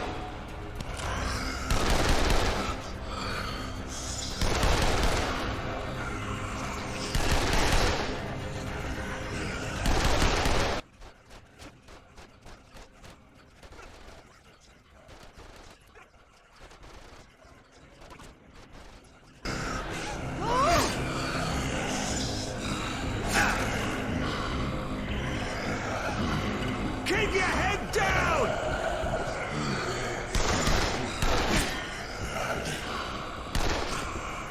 Lay down!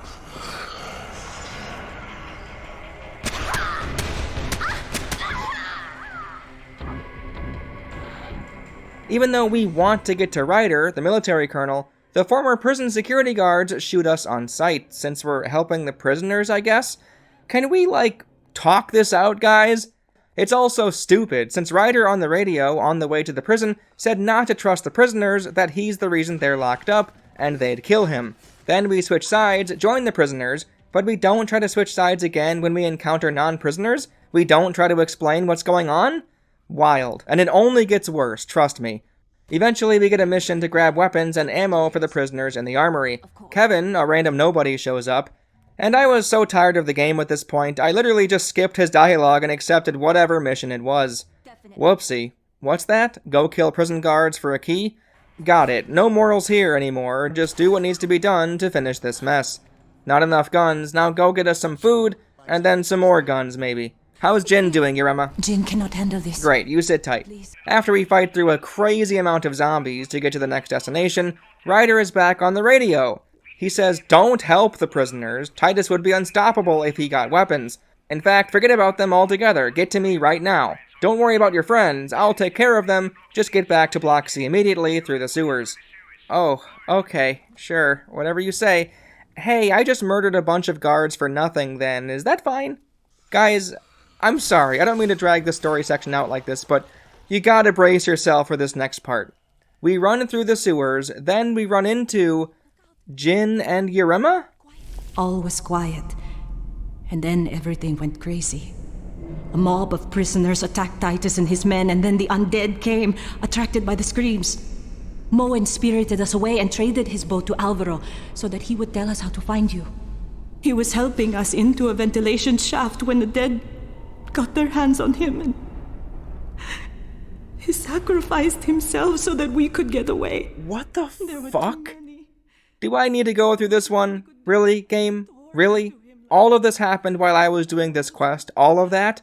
Moen dies off screen. Even though we were treated to a worthless cutscene of him in the jungle escort mission, he dies off screen to save them. Did they run out of time? Out of budget? How was this not a cutscene, but the jungle shootout was? Nah, just have Yurema, of all people, fill us in. My god. So we go into the elevator, and we get knocked out by the gas. Gas? Gas. Yep, gas. We get knocked out by the gas. Kevin wakes us up. He's the guy who helped us with the locked door, whose dialogue I skipped earlier. He's also... Well, anyway, he says we gotta get to Ryder. He stole the antidote and is headed to the hospital roof to get onto the helicopter. He's gonna call a bomb to destroy the island, so we have to hurry. He went through the left wing, which is longer but has fewer zombies. Fewer zombies. Left wing, which is longer but has fewer zombies. Fewer zombies. Which is longer but has fewer zombies. Fewer zombies. And we need to beat him by going the other way. It's shorter but more zombies. Okay, we do it, we get to the roof, a weird climactic showdown happens with a bunch of military guys shooting at us.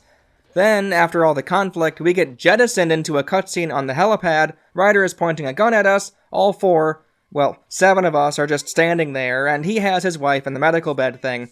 Ryder doesn't have the same accent or tone that he had on the radio, which our characters don't question, and Ryder goes on about, Banoi Island is fucked either way, my wife, my wife!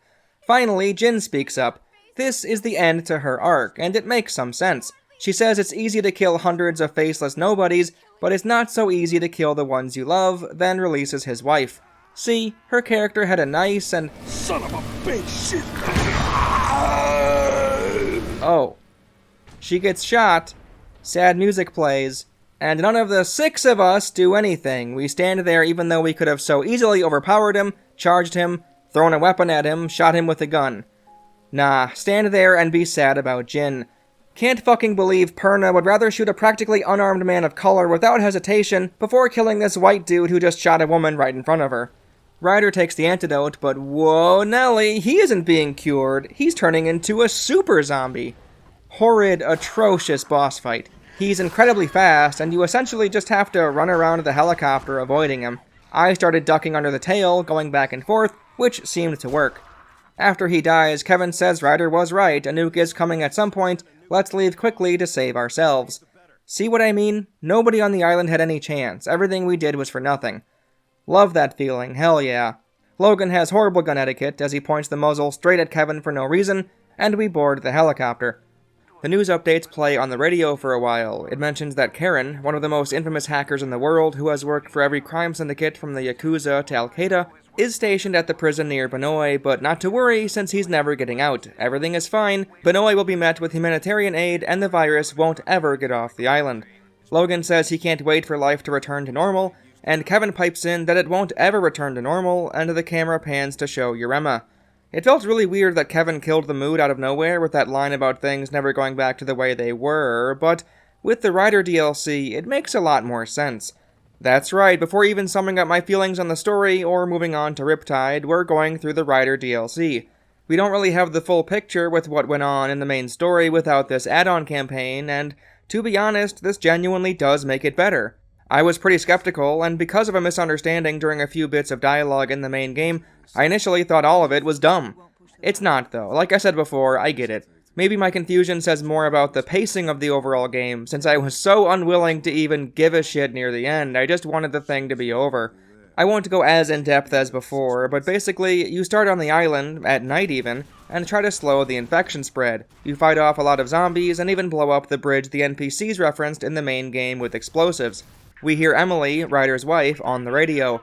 There was a riot after the infected got loose, she's barricaded, then the guards left her, but a prisoner named Kevin is keeping her company and protecting her. Ryder says not to trust him, that he's only using you to somehow finagle a way out of prison. When it's clear that the zombie infection has spread too much, the base wants Ryder to call in Executive Protocol 66. Is this a Star Wars reference? Execute Order 66, Executive Protocol 66? I don't know, I doubt it's a coincidence though. Ryder says negative, he won't call the bombers until his wife is safe. He gets through on the radio to Emily, and she says she's been bitten. She says to leave her there, get safe, and forget about her, then says her goodbyes. Ryder won't take no for an answer, and they go back to the prison. When we get there and see Emily, she's clearly too far gone. The subtitles claim she's pleading with Ryder to let her go.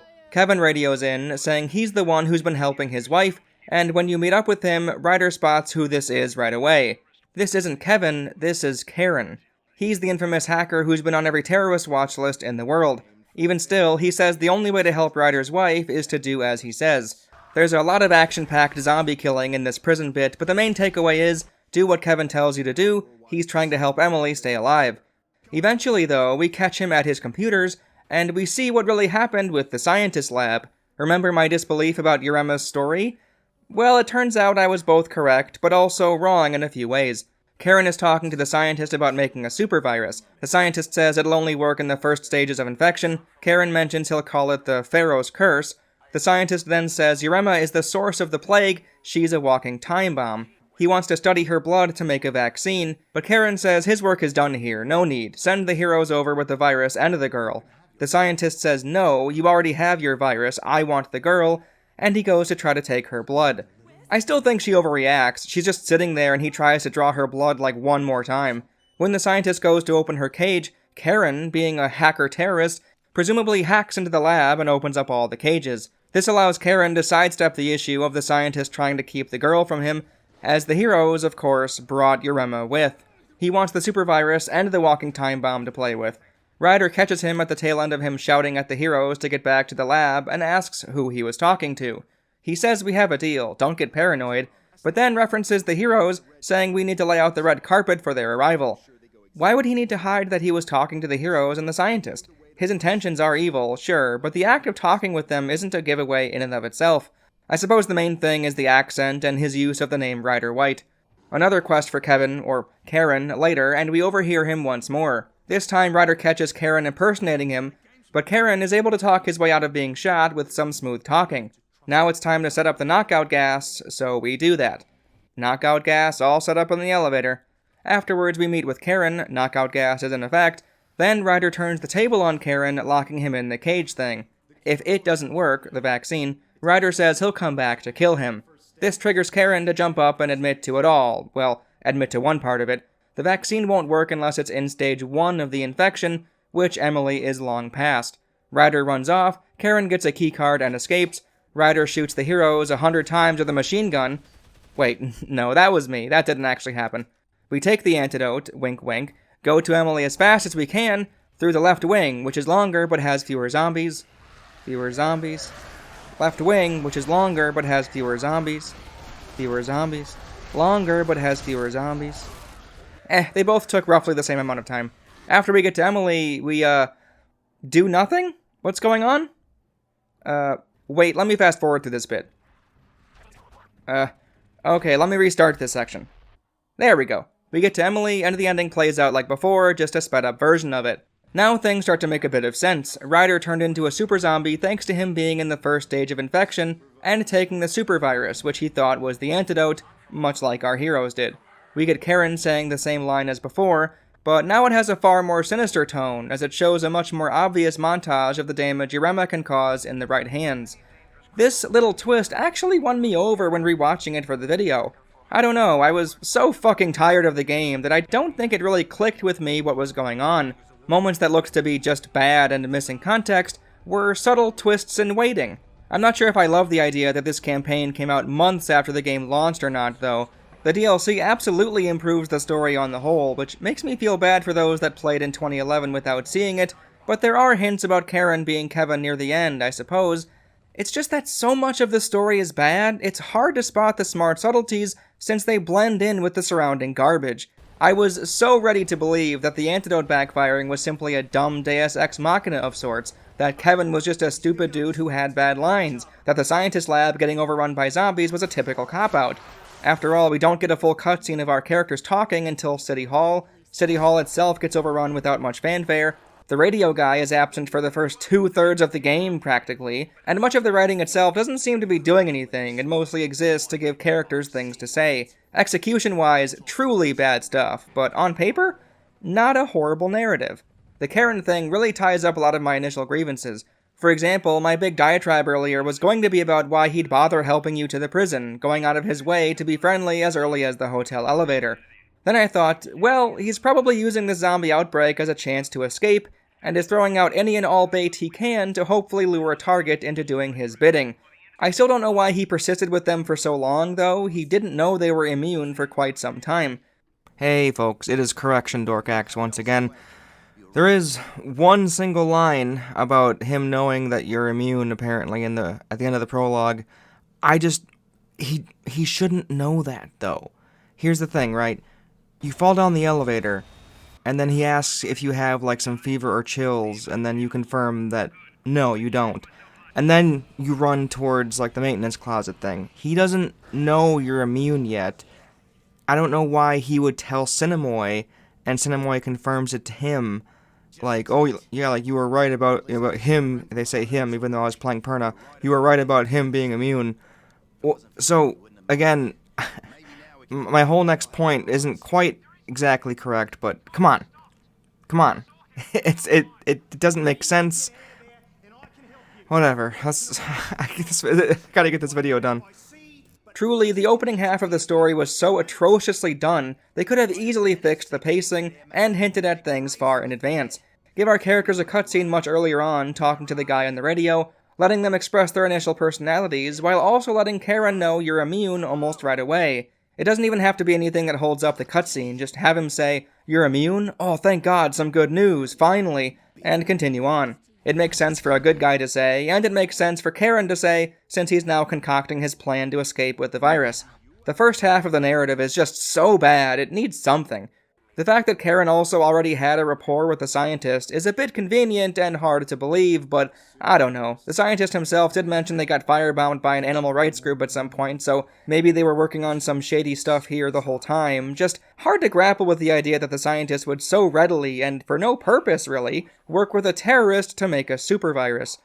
The many audio recordings, which I didn't bring up at all, certainly allude to something going down on the island before our arrival, and the existence of the butcher zombies surely points to the infection spreading for quite some time, so maybe this lab was working with a zombie disease for many years. The audio logs themselves, especially in the Ryder campaign, were filled with so many grating and laughable issues. You can't pause and listen to a recording. Nah, silly, you get menu music instead. Characters can talk over it, and they're sometimes placed right in the locations where NPCs begin talking, so you'll have to battle it out, trying to comprehend everything at once. Where is he? Moen ain't here. Could this be some sort of experiment gone wrong? I've been laid eyes on the Moog since everything gone crazy. Like I swine can take you to see him, but first, you do me a something. The background music can even overshadow it at times, even at the default sound setting. Goddamn horror movie. It's gotta be some kind of an illness. But I'm not a doctor. The guy on the recording does mention he's trying to document his findings, so someone can eventually know what happened on this island. But it's the same guy. How are these audio logs ending up in all of these wacky spots across the map? Sometimes they're in a deserted building, others right next to a different NPC, who is totally fine with you grabbing them.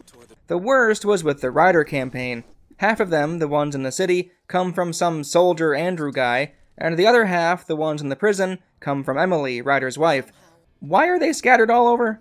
Also, big who gives a shit energy to the Andrew logs as a whole. I really don't care about him discussing the zombie virus and his men turning or something, whatever. Moving past that, you don't grab these, so you can't keep walking while you listen. You have to stay right there, otherwise it'll slowly fade away. All of the subtitles are in a huge block too, which is very weird. That's not the worst though, no. Every single time you start any of these recordings, it begins with the same muffled scrambling sound, like someone tossing and doing flip tricks with the microphone. The infection has... This is the journal.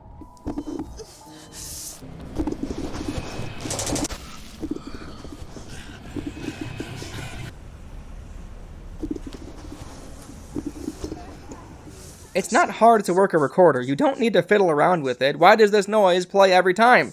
It drove me fucking mad. This is the detail that made me question if the game was trying to be so bad it's good. If not for comedy's sake, why would they do this? Not much in the Ryder campaign is worth talking about. Certain sections have a ridiculous amount of zombies pouring in, making me think the game was bugged or something. I already showed you the time in the prison where I had to restart. Like, Jesus, it's kind of insane how many technical issues these games, or maybe just the definitive editions, have.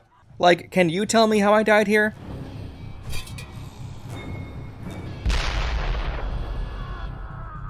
There's quite a few random NPCs who start unloading their backstory in sappy world-building moments. There's even a guy in the patented Dead Island fetal position. Oh man. Besides that, the only thing I want to talk about with the Ryder campaign, in terms of gameplay, are the care packages with ammo and such in them. This reeks of the airdrops we'd eventually see in Dying Light, as did the electricity on the ground, which you can use to your advantage, and the nighttime setting as a whole. I don't know, the whole campaign could have been so much fun if it were Dying Light, but because it was Dead Island, it felt really mediocre. Getting ammo to shoot zombies is fine, but the gameplay in this game is so far below substandard, it's ridiculous. It's remarkable, though, how so much of Dead Island was repurposed and slid into Dying Light. A prison island, you say? Why not make that a DLC? Abandoned apartments, you say? Why not make those quarantine zones? The absolutely random and unnecessary electricity on the floor section in the city area? Put that in one of the quarantine zones, yeah! Airplane flying overhead early on? Do that, but all the time, for the airdrops. Anyway, with all that out of the way, we should finally mosey on over and talk about Riptide, which is not a sequel, definitely not. The sequel just came out this year. This is definitely not a sequel to the first game. Given how much content is in here, and how long it takes to play, it is kind of weird to me that this wasn't called Dead Island 2. Instead, this is labeled as a standalone expansion, and it even got a physical release. Viewing it under those terms, it's pretty funny how similar it all feels to what Techland did with Dying Light and its DLC expansion, The Following. You're in a new setting not far from the previous one, it takes place almost directly after the events we just came from, the playable character carries over, or at least you can choose them anyway, you get a new environment with its own distinct characteristics, which also sees you acquiring a new type of transportation to deal with it. Both have a communal dynamic with their own flavors, there's a bit more to level up, and brand new weapons and gear to utilize. For an expansion, it's very competent. It's different enough from the base game to justify its own existence, while also clearly being more of the same. That last part cuts both ways, though. Sure, if you enjoyed the Dead Island gameplay loop, that is here, but so are many of the same problems the main game had. That said, though, there were a lot of definite improvements, some minor and some game-changing, at least as far as I'm concerned. Coupled with some new mechanics, enemies, and weapons, Honestly, Riptide as a total package is pretty decent. I think I'd have an easier time recommending Riptide over the main game of Dead Island.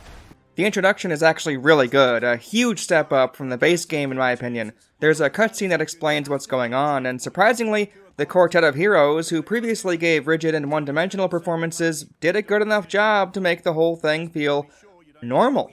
In fact, the voice acting overall seems to have been greatly improved. As far as the intro goes, nothing felt out of place or weird, except one specific thing. You land on the carrier right after the helicopter ride at the end of the main game, and are captured, essentially, by some high-up suit named Serpo, who is higher in the chain of command than even the captain of the ship, or the army colonel Hardy. Then a scientist comes in and examines you, since you're immune. This guy looks so much like the scientist we saw at the lab in the base game, I initially thought some sort of twist was being revealed, like he didn't actually die by the zombies in the lab, and he and Yurema were working together or something. I don't think that's the case, but then again, we don't see Yurema ever again, so I don't know. Good riddance as far as I'm concerned. In all seriousness, since she bites one of the men on the carrier, she's likely the reason the upcoming outbreak happens, so she's obviously not in on it, but I don't know where she goes all the same. The 4 playable characters get thrown in with another immune guy, John, and he's an entirely new character for the player to pick, with his own specialty and skills. Super fucking awesome. I love when expansions do this. Something happens, the character you're playing as wakes up alone, and it's all hands on deck. Your door opens, and you have to escape the ship. Here's another way in which this intro fixed a small issue I had with the base game. All 5 characters know a zombie apocalypse has already happened, they likely suspect something related to that is going on right now, and most importantly, they hate the people who locked them up. All of this is why them grabbing random items the moment you get control of your character makes far more sense. I'll admit, it's a very small thing to note, this isn't that significant, but it is fun to see what a little more information does for the believability of things we normally take for granted. The scripted zombie combat in the opening, with the guns, is fine, but the setting itself is pretty great. The head boss guy, Serpo, leaves in a helicopter, the military colonel Hardy wants your help, and you do a little prologue section on the ship. You and the gang wash up on an island nearby that's also being afflicted with the zombie virus. Right away we have to fend off zombies at a home base of sorts, with a bunch of NPCs, and you even get to barricade the area with some paint-by-numbers fence placements. All of the remaining 4 characters you didn't pick will hang out back at the base, while you go out and do quests like normal. This is really smart, genuinely. Almost every major cutscene takes place in the home base encampments, and they've already made it known that some of the immune heroes will stay back to help defend the camp, and some will go out and do what needs to be done. Now, there'll never be a disconnect between how many players there are and how many heroes should be in the cutscene, but even better, whoever you chose to play as is canonically the one going out to do the quests. The only thing that would have made this better is being able to switch between characters whenever you've returned to the encampment. The level scaling would make it weird, but I doubt it would have been terribly difficult to work around that somehow. Anywho, the 4 heroes you didn't select, along with some of the other NPCs here, have a level up system you can influence. Get them certain items for them to be better at helping the base.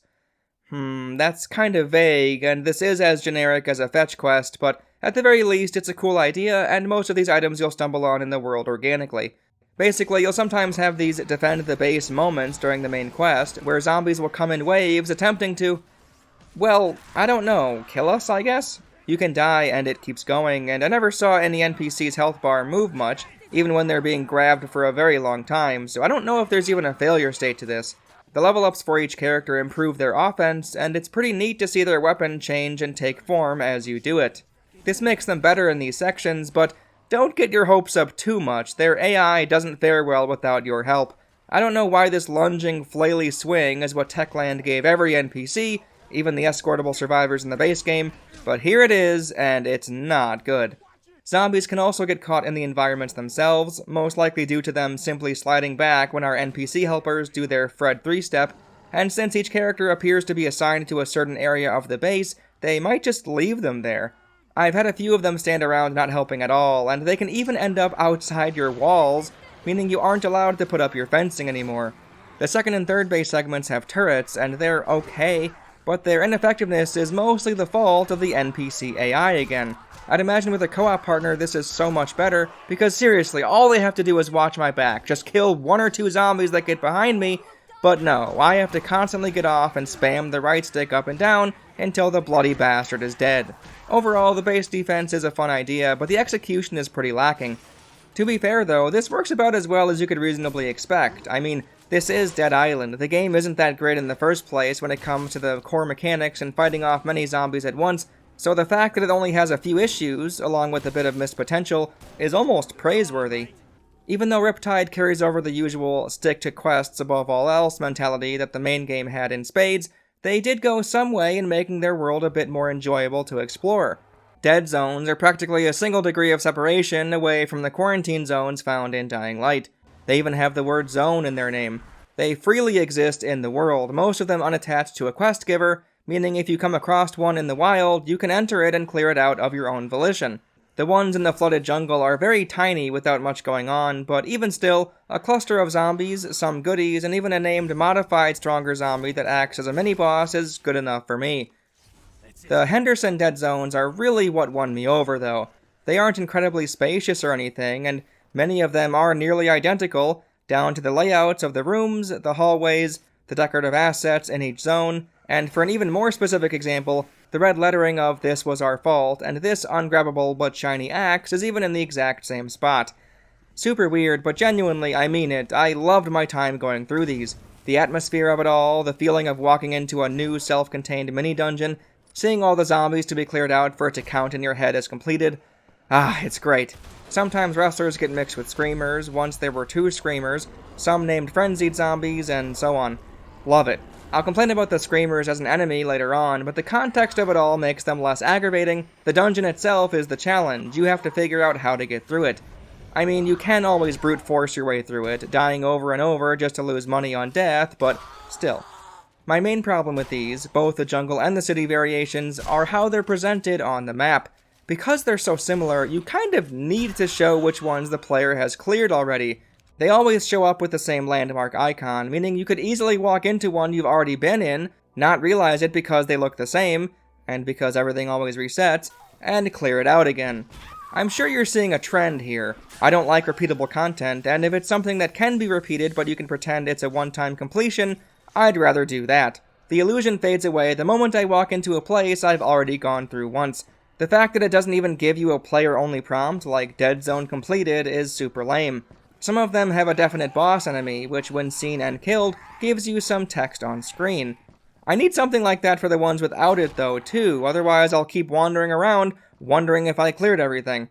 Because the game loves to respawn zombies at a moment's notice, I even had a couple reappear in these areas. At least, I think so. I don't know, it's hard to tell. Overall though, a huge win for Riptide. This, plus the boat and harpoon, tips the scales considerably. I'd say Riptide, even with the many issues it has, is worth playing. Sadly, even the dead zones aren't free from the usual Dead Island bullshit. Remember my issue on buildings and doors being inaccessible until a quest inexplicably grants access to them? That issue is still very much present. I won't go through a ton of examples, though there are plenty, I'll only talk about one. I came across this building early on that had a dead zone sign on it. All of the dead zones I encountered so far were able to be entered and cleared, so I naively thought maybe I'm just on the wrong side, the entrance will be around the back. Yeah, it might be a door issue, but it's not something significant. I was wrong. Once you accept the director's quest to travel to his movie set and fetch his camera and battery, guess what? The door gets a prompt and the separate area is now able to be explored. Again, why not have him give you a key, so when you come across this door initially, you can keep it in mind for later. Funnily enough, keys were a recurring item that the game prohibited you from grabbing even a second too early. I see the keys, clearly, I see the door they likely belong to, but first I gotta kill the last couple of zombies. Now accept the main quest, and you'll notice the door has the quest marker on it. I go for the keys first, still inaccessible.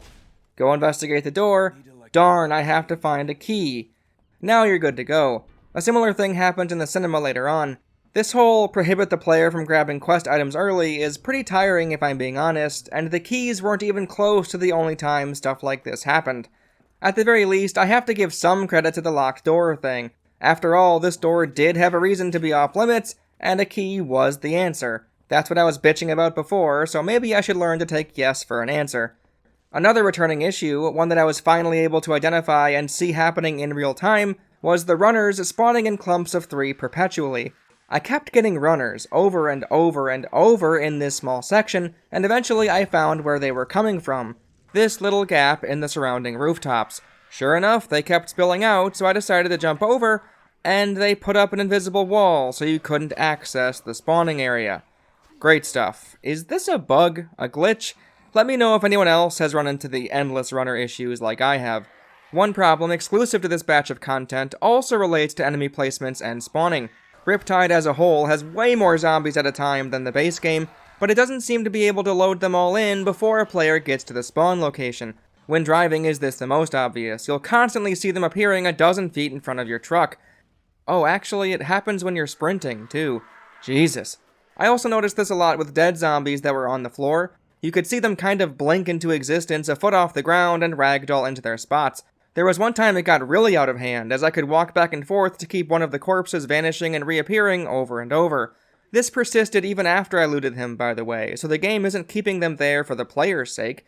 If it's this much of a hassle to keep corpses in the play space, just despawn them after a while. The performance issues were already pretty insane for Riptide, stuttering and dropping frames consistently, zombies getting frozen in time, except their facial muscles, I guess. Like damn, does this one happen a lot.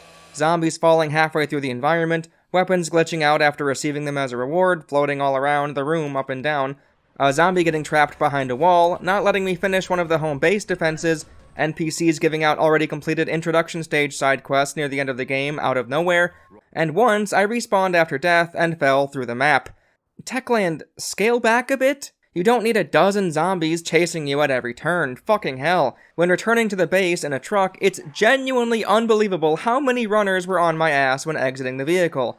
Even more, they're so rabid, their AI being so aggressive, they brute forced their way into an area that's off limits to them. This is the bridge, the one we blew up in the first 5 minutes on this island for the sole purpose of keeping them out. A logical end-world reason why a safe zone is free of zombies? Whoa, Techland, slow down, don't get me so excited. Yet, the runners can get so overwhelming, a couple of them can pinball their way into the base, either standing there or attacking if you get too close.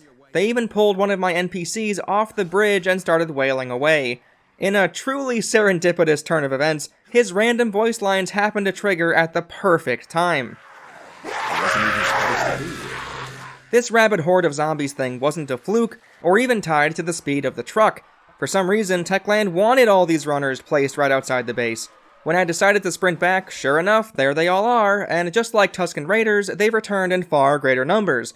This is fucking insane, Techland! What the fuck? This is a ludicrous amount of dangerous zombies. When you take these shenanigans into account beforehand, you can abuse it a bit by timing your fury usage on a return trip, which works well enough, but holy shit, Techland, cool your jumbo jets! The new zombie types were pretty interesting. The Drowner is likely the first you'll see, and I must say, Techland basically fucked themselves for nothing. These guys float on the water. They definitely should have been called floaters, but for some reason, they already gave that name to the big, pukey fat boys. Considering they're visibly bloated, why not call these guys bloaters or something? I don't know, hindsight is 2020, but the floater name never made sense to me in the first place, and now the drowners have to suffer for it.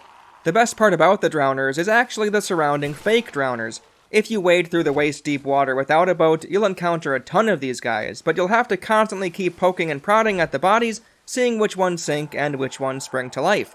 The way they fall down, then snap back to a standing position looks pretty bad though, but either way. I didn't like them quite as much in Henderson, but I think that's more of a problem with the pacing in general, as at that point I was pretty over getting chased by a horde of zombies every time I stepped out of a building. I also can't stand how drowners and normal runners can move through the water like no problem, yet you can't move any faster than a crawl. I don't really get the logic. They basically don't even register that the water is there, whereas we can't even use our stamina to pick up the pace at all. I could get behind it if the zombies still moved quicker than you, but were clearly being impeded by the water, but as it is now, it looks goofy how they run, almost like it's a glitch or a bug. I don't have much to say about the wrestler type. A bad name for him too, but I don't know. They slam their big arm and that's about it. There was one that was more of a boss fight, and that encounter fucking sucked. Sure, even though zombies can't normally climb fences, have them keep climbing over to clog up this boss arena even more. Awesome, mixing lesser enemies with bosses is always the best thing ever. I don't think these guys are an interesting fight, but I mean, isn't that the usual at this point? The Screamers are basically Dead Island's take on the Left 4 Dead Witch archetype. Dying Light had one too, but there it was so much better. These fuckers are so goddamn annoying. They scream, which is a stun, and they get to run up and attack you, dealing roughly the same amount of damage as regular guys. I can't stand them. As a contrast, the Grenadiers are my favorite addition. Their gimmick is simple, they clomp around and throw parts of their body at you. That's really it, but I don't know, it makes perfect sense, and their visuals are disturbing, the yellow being a nice contrast to every other zombie. I like them. There seems to be a modifier to regular types, the game calls them Frenzied. They seem to be, on the whole, much more aggressive, but the shock of seeing a thug have that modifier was worth it on its own. Never have I seen a thug move that fast. Subtypes, modifiers, and the named enemies are welcome, even if the gameplay that goes along with fighting those more difficult enemies isn't all that great or fun. The normal zombies can still insta-give you with thrown weapons for some reason, and the rams are incredibly silly and I still don't like them. The gear and weapons they added for Riptide really help bring the number of fun tools at your disposal closer to the ideal. I know some of the stuff was available in some form in the base game, such as the chainsaw, poison bomb, and incendiary grenades, but I didn't encounter them much, if at all, in my main game playthrough, so they were new to me. The chainsaw is excellent. Being able to hold it out and massacre incoming zombies felt awesome, even if the swings of it itself are really, really bad. It can even stun-lock bigger guys like wrestlers and thugs when holding it out. It's so great. In fact, this was my go-to whenever I needed a clutch victory against a bigger boy. The only downside is defaulting to it after you throw something, as he'll automatically pull the cord, which gets a little irritating. Even though there was a chainsaw you could get in the main game, in Riptide there are two, one early and a much stronger one later on, and you can repair them at the workbench, which apparently wasn't something you could do before. The many types of mines and grenades to find and create are nice, but what's even better is how often you'll encounter them in chests. To me, opening a container to find some throwables is way better than a random weapon. One is a guarantee, I'll absolutely use mines and grenades when I need to, they will come in handy. Finding a weapon, I mean, sure it could be something good, but odds are it's a melee weapon I don't care about, since the scaling, you know. The only thing I hate about every explosive is how big the blast radius is. The amount of times I died or got knocked down due to a grenade that I threw, one seemingly very far from where I was standing, was shocking. John gets a skill to take less damage from explosions, but I call bullshit, it barely seemed to make a difference. The stun gun gets carried over from the Ryder DLC, but I'm not fond of it by any means. The sniper is fine, I'm sure most players enjoyed it due to its strength, but its long reloading animation is very tiring. As I pointed out earlier, you can't grab or do anything while this animation plays, otherwise it'll just reset. Tedious, but hey, the power is undeniable, especially when nabbing a headshot. The flare gun seems cool at first, a literal fire-inducing pistol, but it gets outclassed way too quickly. The same can be said for the nail gun. You can grab your ammo again after you fire, thank fuck, since they charge an arm and a leg for a single nail at the merchant shops, but it's really nothing amazing when in combat. I was hoping for something akin to Fear's nail gun. Sadly, no. Thankfully, the harpoon gun is basically the exact thing I was hoping for. Early on, in the flooded jungle, I didn't see its value, but in the city of Henderson, holy shit, it actually sticks zombies to walls! Headshots are basically one shot, one kill, and you can grab the ammo after you fire it. It's fucking awesome, what a fantastic addition. I am a little confused as to why it's not usable on the motorboat, though. I figured when seeing ammo for the harpoon at the shop, we could use it when treading water, a la Resident Evil 4. Bizarrely, no, nothing can be used on the boat, not even medkits, which is annoying as you can very much take damage from zombies when not constantly boosting. Although the addition of new toys to play with is great in a way, I won't lie, it was a bit overwhelming. You simply don't have enough space in your quick wheel to house the tools you'll want to use for the next half hour of gameplay. You can't carry much ammo for your guns in the first place, about 3 full reloads for the shotgun and rifle, and there isn't a special wheel for your many grenades and mines, so those will be there. The chainsaw for last-ditch efforts or clearings, harpoon for fun, maybe sniper for long range, and boom, you have no room for anything else. This is also ignoring the nail gun, flare gun, and stun gun. With how clunky and awful the inventory menu itself is, it gets really tiring to have to open it up constantly. The at-a-glance comparison numbers are really awkward, and the wheel itself can't be touched in the menu. The weapons in it are at the top of the list, not even in clockwise or counterclockwise order. It's a bad menu, but I think it's clear Techland isn't the greatest at designing inventory screens. So yeah, even though the number of tools has increased, which gives you more variety, fiddling with all the new stuff when in the menus isn't fun at all. On that note, they, for some reason, changed how entering the menus work in Riptide. Normally, pressing up on the D-pad will throw you into the weapon screen. Now, pressing up will have the game show your current quest, which is quite literally never helpful. Holding the back button will now give you a radial menu, and I'm not a fan.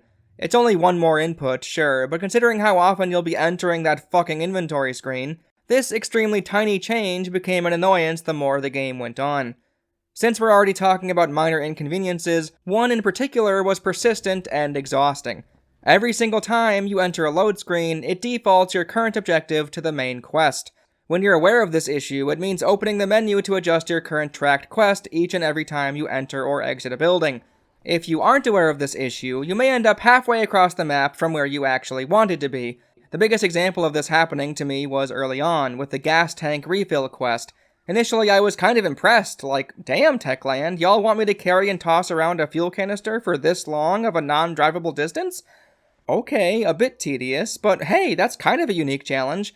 Nah, I brought the tank with me for no reason, it was pointing me to a main quest NPC.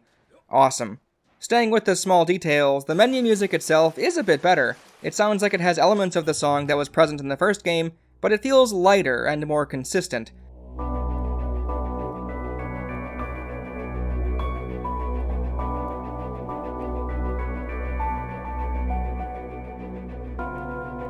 I don't know, I wasn't annoyed when cutting it off early, or when hearing it start up 100 times in the first place, so that's a huge plus.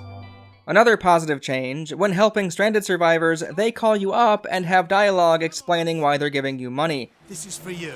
It's not much, but it's all I have at the moment. It's a really small detail, yes, but it genuinely did make these moments better, hearing them offer you the only thing they can think of for saving their life, the cash they had on them. Moving on from the stuff only 3 other people care about, the boat itself is fine. I initially didn't know you could boost. I'm not sure how I missed that. It says it right there every single time you get on the boat. So the entirety of my time in the flooded jungle was agony, as zombies can't be killed at your normal speed, and the noise of the motor, apparently, alerts every drowner within a 1-mile radius. Yeah, I had a very rough time during the entirety of the boat sections, and sometimes opted not to use it at all, jumping through the water without the risk of a dozen drowners up my ass. With the boost, however, fuck, it would have been so much easier and more fun. When drowners try to climb onto the boat, you get a kick prompt, which is very strict. If you miss it, they'll take you down. The funny part is, the zombies fling into the air every single time you kick one off. If this is a bug, it's very persistent. I wasn't kidding, literally every time this happens. I still think you should be able to heal while on the boat, and not having any ways to fight off the incoming zombies is kind of lame, but clearly Techland thought so too, since the buggy in the following Dying Light expansion has cool upgrades. The last thing I'll say about the boat is just how fucking weird it is in the context of the story and main quest. One of the first things you're told to do, in an attempt at escaping the island and or reaching Henderson, a city nearby, is to find a working boat. We need to find a working boat, that's the main quest right now. There's only one place to find one, but after that happens, like 5 of them appear in certain areas of the map, and, from then on, reset like a regular vehicle. This particular one you found means nothing, which is so bizarre. I figured we'd use it to sail over to the city, across a big gap of deep water, but no, it's just to skate around to the swamp, and it spawns a half dozen of them. The surrounding dialogue that explains why the boat is no longer the way to get to Henderson really confused me. There are no more boats. If there were, we wouldn't be here anymore. There are boats, but at a different place. But if you find a boat, you might find the road that leads to Henderson. John then radios Harlow that there aren't any boats, but he might be able to cross a lagoon with the boat to get to a road that leads to Henderson. But then you just drive there. I genuinely have no idea what they're talking about. I don't remember using the boat to cross the lagoon to get to the road we eventually discover is blocked. Like, I'm pretty sure I just drove there. I don't, who knows, maybe when I edit this I'll see it, but I really don't remember this happening. When it comes to the quests, it's genuinely kind of wild to see so many other Dying Light ideas here as well. After that one director quest with the bad quest-locked door I talked about earlier, he wants you to help him finish his horror movie, so you kill a zombie in front of him.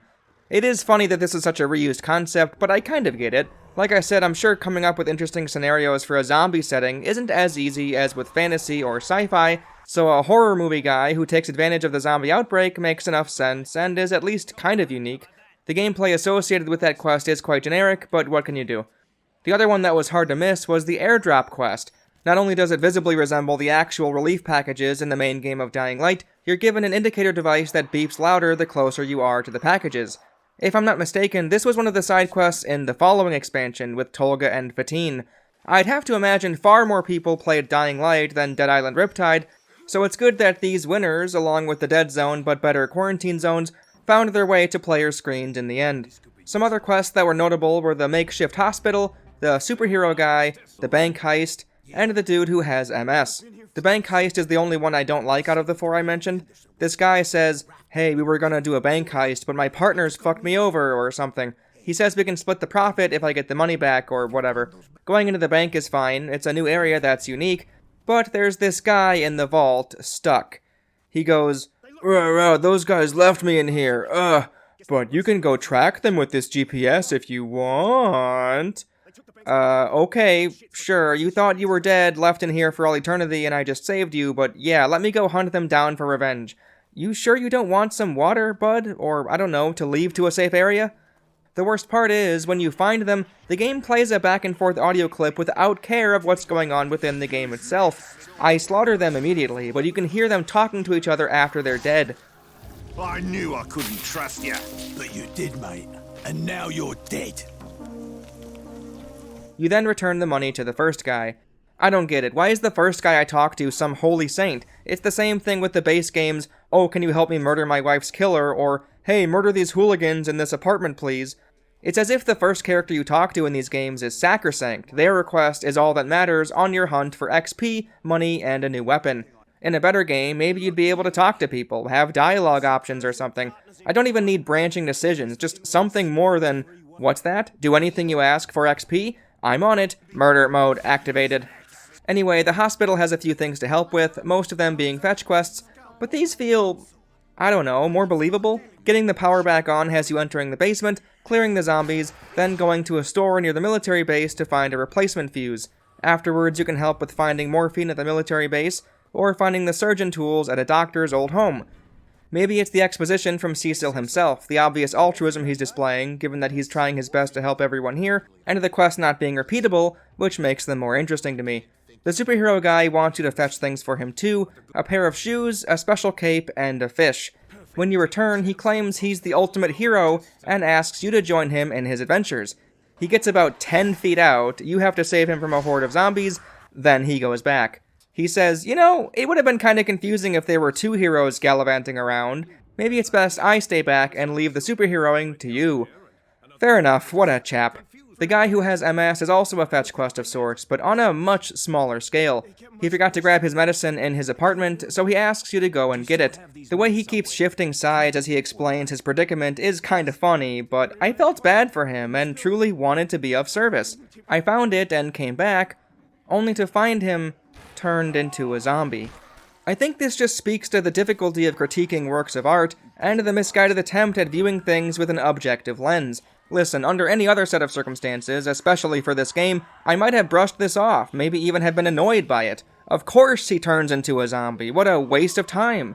After all, a similar thing happens with the quest to find Maggie's friends. Except that's not what happened. When I came out of the building with medication in hand, I audibly gasped at seeing what this man turned into while I was away. I think I even said, "Oh no," and stood there for a bit, a part of me viscerally upset with what transpired. I have no idea why this particular moment connected with me, but it did. It wasn't a cutscene, it didn't draw attention to itself, it was just a disabled old man who had lost his human status. John's quick line about the situation didn't seem over the top or anything, just the perfect accent to this sad scene. You poor bastard. While you can select any of the 4 previous characters, even being able to import a base game save file with the skills and gear you acquired already, there's also a new guy, John. Naturally, I picked John for my full playthrough, and his skills were pretty great. He has a running big boot variation of a kick, which knocks down zombies instantly in a violent fashion. It's very effective, and is fun to use when paired with a double stomp. His expertise is with hand-to-hand combat, which is great since the brass knuckles never felt like they belonged with anyone. Sam B was the closest, but it wasn't a perfect fit. Here, though, oh yeah, it's great. The uppercut move specifically is one you'll be spamming a lot when going with John's hammer hands, a reliable go-to target being the anus. I think the kids call this fisting, right? His fury feels fine, but in conjunction with the analog controls, it felt way better to spam up and down. Side to side was very ineffective. All of their skill trees have another 1 or 2 things to level up, including a stamina buff and a really terrible sprinting attack. It's awful. Really, really bad. John seems to get a jumping attack of sorts as well. Press the X button when standing at a higher elevation than the enemy, and he'll do a leaping punch? The problem is, because it's contextual, it's very possible to do it by accident when trying to grab items with the similar X button contextual prompt. Since it happened right at this spot, I'll also point out how silly this landmark is in general. This truck is on the billboard, which is basically a copy-paste of something we saw in the main game on the beach, but this one has a ladder and some goodies at the top, including the first sniper rifle. The ladder that leads up to it, though, initially presenting as innocuous enough, makes no sense. It's connected to the truck itself. Think about how a ladder attaches to a billboard, and look how high this one reaches in relation to the sign. Amazing. When I accidentally leaped off, thanks to the contextual X button prompt issue, I died trying to climb back up the ladder, and you know what the game had the gall to tell me? Climbing ladders is a good way to escape from a horde of zombies. Yeah, maybe that would be the case if zombies couldn't attack you while you rigidly climbed up and down ladders. The last weird thing about that jumping attack is how, often, after you land the attack, you'll be locked and can't move, sliding forward for a few feet. So odd. Since John is a native of this island, it was nice hearing some comments now and then about the state of his home and the surrounding area. The village here has been absolutely devastated. I do think these lines trigger a bit too often, as I've heard this one. The village here has been absolutely devastated. Like, close to 10 times now. He seems to say it every single time you reach this part of the map. The village here has been absolutely devastated. I won't lie though, I really like John's voice actor. The delivery is fucking fantastic, so hearing it every single time actually didn't bother me as much as it could have. The village here has been absolutely devastated. So many lines with John sounded so good. What the hell is wrong with you people? First you abandoned Benoit, now Pal and I. You used me like a lab rat, Serpo. A fucking lab rat! The actor's name is Adam Crosdell, and this was one of his first video game gigs. He's voiced for a lot of other games since then, so you may have heard him at some point. The scientist we help with eventually has good voice work too. Well, I like it anyway. His accent, no clue if it's accurate to whatever he's going for, was delightful. You saw Marcus. I haven't seen him in ages. He was brilliant, you know, in his own way. Now I can conduct my tests. I only require a sample of your blood. Oh, you can't be serious. Give me the map before this turns ugly. I am doing a poor job of explaining myself. See, that wasn't so bad, was it? If I had a little sweet, I would give you one. Ah, Jesus Christ on a pony. I was merely trying to lighten the mood. Oh, it will only take a moment to prepare the sample. Please be patient. There's also this random rescuable NPC who sounds like something out of Limbo of the Lost. Here, this is for you. It ain't much, but it's all I have at the moment. I thought that was it, you know. I thought they had me. Along with the random remarks now and then, John, and I'd assume the other 4 heroes are the same, actually talk to the NPCs when they give out quests and ask questions this time. I'm Captain John Morgan. I was told you know the way to Henderson. This was refreshing as hell. In the main game, besides accepting or declining quests, crying for help when nearly dead, or in a cutscene, they never spoke at all, so this is a big improvement. What if they beat you? Weren't you afraid? Nope, I'm immune to the virus that caused all of this. Like I said, the heroes you didn't select at the start will hang out at the home bases, and here's another area where we can hear the better voice work. They say things when you walk by them, and I'd say it straddles the line well of being related enough to the plot, and not recurring so frequently as to get ridiculous. Where I thought Sam B's lines specifically felt unnatural in the base game, here it sounds pretty good. And I hope we ain't trading one lunatic for another. But if Kessler got this map, we need to get it from him. His best line is this one, though, which he says all the time during base defenses.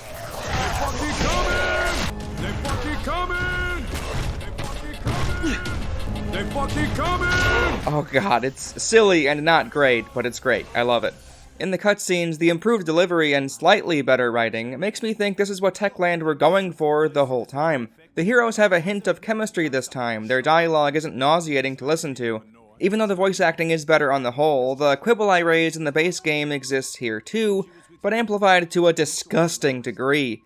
Remember how NPCs like to spout lines over and over based on how close you are to them? Some of the home bases have so many goddamn people in the same room, and all of them talk at once.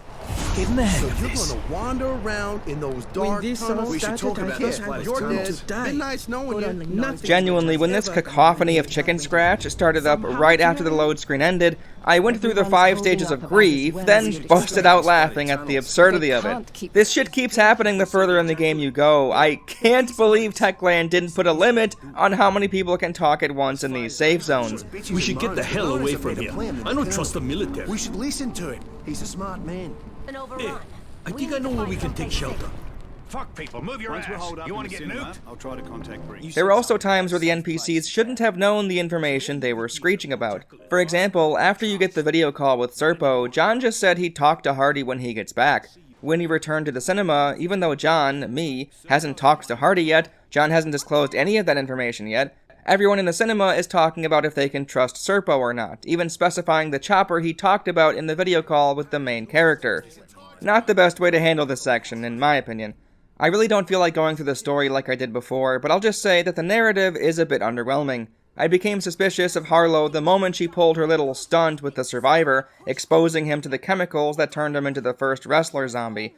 Her explanation and delivery of her rationale is truly awful and out of nowhere, but I don't want to talk about that yet.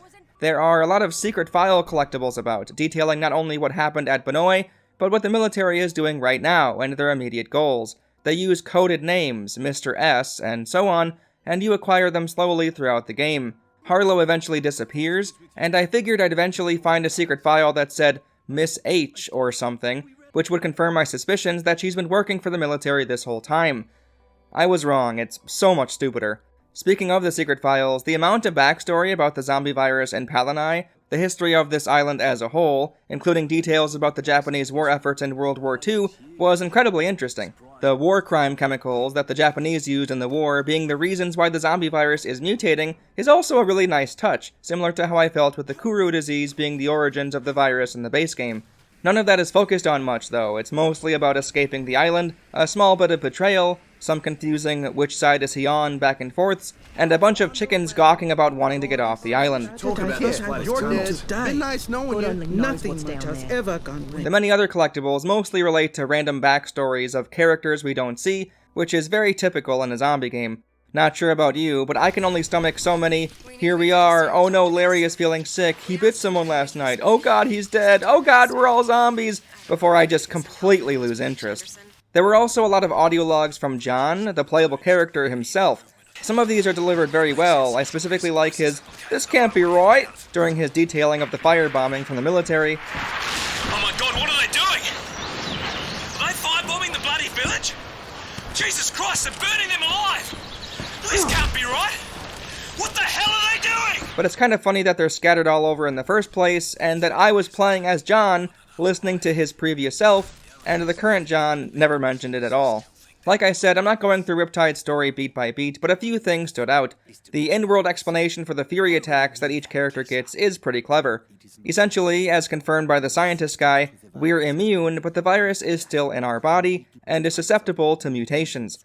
After we pass through the Japanese tunnels and get exposed to mutagens, the war chemicals that were never properly disposed of, our character has a forced extended Fury state when we encounter a group of prisoners about to attack us. The scientist explains that the virus has likely mutated, and says we've probably had bouts of this rage before, even saying, "that fury you're feeling," labeling it in such a way that makes sense in casual conversation, while also retroactively explaining away the gameplay mechanic we've gotten used to. It's funny, I don't think we necessarily needed to know why our characters had a fury ability, but it worked well enough and didn't really seem forced in my opinion, so it's not too bad.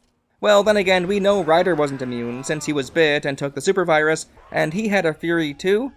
Either way, the way our characters have to embrace the rage once more near the end, in the final boss fight with Harlow, also echoes what we'll eventually see with Kyle Crane in the following expansion for Dying Light.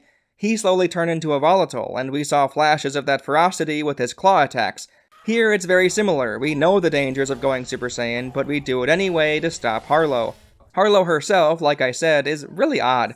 At first she behaves like a normal quest giver, but that moment after the Japanese tunnels was so out of left field. We don't see anything at all. We just exit the tunnels in the cutscene. This guy walks out normally, looks fine, and says this. Hey? Shit. What happened to you? Somebody pushed me. Hey, man, what happened? Who pushed you? Stay away! What the hell is that? Out of fucking nowhere, Harlow says this. There's nothing to be done. I knew he was bitten, so I pushed him. What? What the hell were you thinking? He was already lost. You would have left him behind. But I had to know what that mutagen would do to someone who was infected. Oh my god! What the fuck? And then this happens. Look at him!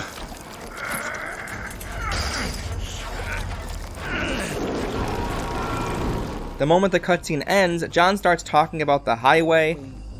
I remember when they built this highway. Everyone thought they were crazy. Good thing they were. Dear Lord! Is that Wayne? After we fend off Wayne, the newly formed wrestler, we talk to Hardy like it's no big deal, accept the next quest, and then this from Harlow. I already told you. We have to know what we're dealing with. If the infection spreads beyond these islands, the entire world is fucked. Do you understand? The entire fucking world. I am sorry about Wayne, I am. But if his death means millions of others can live, then it was worth it. Literally, what is going on? This was truly a sad moment for me, since everything up to this point had far better presentation. Again, it's hard to overstate this. The gameplay of the tunnels, you're alone, you walk up to a door and get the load screen. Wayne walks a little funny, says someone pushed him, reveals a bite mark, Harlow barks that she knew he was bitten, and she pushed him into the chemicals that could turn him into a super zombie. We haven't seen Wayne in the cutscene since the very first one, and he just said, "Nukes," and that's all he's done. Jesus, that was close. You good? Don't have much time here. This island, it's about to be nuked. Nuked? He's just been in the group at the base is like normal. To have him comically declare that someone pushed him, and then diarrhea all that Harlow stuff afterwards, with nobody keeping her accountable or asking questions. Insanity. I thought I was going crazy. Harlow goes missing when transitioning from the ferry in Henderson to the cinema, and instead of questioning it, the non-immunes get their shorts in a knot about the immunes, one of them even saying this. Christ, woman, get a grip. Or what? You gonna hit her? Like, chill the fuck out, Trevor. Dr. Jane says this. It's the chemicals, the mutagens. Look at them. They can barely control themselves. Like, fuck off, Doctor. How do you even know about the mutagens? You heard it in passing from Harlow earlier and she never expanded on it. We're the ones who heard about it with the scientist earlier. Fake doctor, I tell ya. I want to make a note here that I'm not criticizing the game right now. The fact that these characters are so believably annoying is a positive, if anything. The immune versus non-immune survivor dynamic that comes up now and then is genuinely really interesting. I can totally believe these people would feel indebted to them early, being happy they have people they can rely on, only to then get tired of their elite status, maybe even envious. Them using what little they heard about mutagens to call us into question is a really nice inclusion. It just makes me hate that doctor lady. Fuck her. Hardy is the other major character in our home base, other than Harlow, and he's the one, if anybody, that's been deceiving us. Right away he says this island is about to be nuked, which is why we need to get to Henderson to contact the army to get us out of here. Sam B immediately calls him out, though, saying, "Nuked?" Yeah, we heard that same story on Benoit. Ain't no bombs fell there. I didn't catch this line my first time through. Good on him to foreshadow a reveal for later on. Once we get to Henderson, Hardy wants us to get to the military base, which is a fun mandatory area, not gonna lie. I love the tents and such all around, the mines being placed everywhere, which you can even lure zombies into. It's great. Inside, we try to contact the person Hardy told us to, but Briggs is dead. Serpo, you're the fuckwit who left us on the ship! Fuck, John's voice acting is so good here. Serpo is the one who answers the call, saying they're trying to help to make a vaccine, and he claims the island was never going to be nuked, that Hardy is lying. Serpo then gets a call from someone else, mentions Harlow, saying not to let her get away. Before confirming that a chopper is on its way to the cinema to save us, he says Hardy is not to be trusted.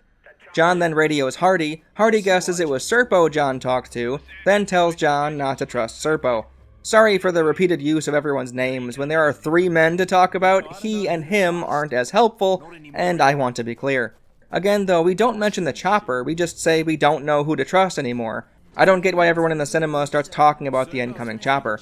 It's a bit hard to hear the whole thing, but Sam B literally has a line saying, "Damn, between Serpo and Hardy, we've been getting fucked hard lately. Ain't nobody giving us a kiss." Ain't nobody giving us a kiss. And, oh my god, what a fucking thing to say. Sadly, we go from that to one of the stupidest things in all of Dead Island, bar none. Nothing, absolutely nothing compares to the utter absurdity of this next sequence. We need to build a fire to signal the incoming helicopter, so we use old movie reels. Alright, I guess. This wimpy fire here, this one? Yeah, this one is going to attract all of the zombies. This forces the player to go to the music stage in the park nearby, find a CD, which happens to be from Sam B, naturally. What kind of fucking tribe is this? My fucking ears are bleeding! And play the music loud enough to lure the zombies away from this pathetic nothing fire on this mostly walled up roof. Absolutely fucking maniacal. Whoever came up with this scenario, whoever approved it, even if it was the fault of the publisher forcing Techland to hurry it up and cut corners, what the fuck, guys? What the fuck is wrong with you? Anyway, the helicopter arrives, Serpo wants the immune to get in first, Hardy has none of it, he wants the non-immune citizens first. Essentially, he thinks all Serpo cares about are the immune survivors, thinking that Serpo is solely focused on research, perhaps to find a cure, and the rest of the civilians don't matter. Hardy knows the immune are his only leverage, so he doesn't want to give them up right away. It makes sense, but I'm still unsure if Hardy was acting with good intentions to save these non-immune survivors, or simply wanting to save his own ass. Guns get drawn on both sides, and once the man following orders shoots Hardy, we all unload on the helicopter, taking it down. The movie reel fire has really gotten out of hand, as we then stave off the most intense zombie horde ever encountered in the game. This segment is genuinely really bad. They should have scrapped this one entirely as far as I'm concerned. Even ignoring the time where a zombie got lodged into the wall and I had to restart, there are so many off-limits platform boxes that only serve the zombies entering the arena, and the amount of difficult zombies becomes comical. It feels very silly. Going back to Hardy's demise, I think there's an interesting bit of thematic irony in his death. Back at the carrier, when Serpo was saving his own skin by evacuating when the outbreak and storm was underway, he told Hardy he should be worrying about his own survival. Well, isn't that what he was doing at the end here? Maybe he thought his only chance of survival was to convince Serpo and his goon, by calling out their bluff in this instance, to have him get on the chopper first to assure him a spot. I mean, think about it, no way are all of them fitting in this thing. Is he really trying to save the civilians? Or does he know that once the immune are on it, it's flying away to safety, and he wants to be there before that happens? If he really is trying to save the civilians in this moment by climbing the ladder first, then wow, he's a more tragic figure than most in this game. He was told to save himself over others in the beginning, yet in the end, he gave his life trying to get the innocent non-immune survivors to safety. I think this all comes down to interpretation. Is Hardy or Serpo the bigger liar? Personally, the "this place is going to be nuked" lie, while laced with good intentions, is too big of a manipulation to look past. Then again, once we find Serpo, it's clear he just constantly lies to get what he wants, his precious research for the cure, so maybe Hardy is the good guy after all. Or neither of them are, we don't always need black and white characters. After tracking the down chopper, we find Serpo again, and he knows about the fury of the immune, how we lose control. He knows this because... dun dun dun! Harlow is another immune!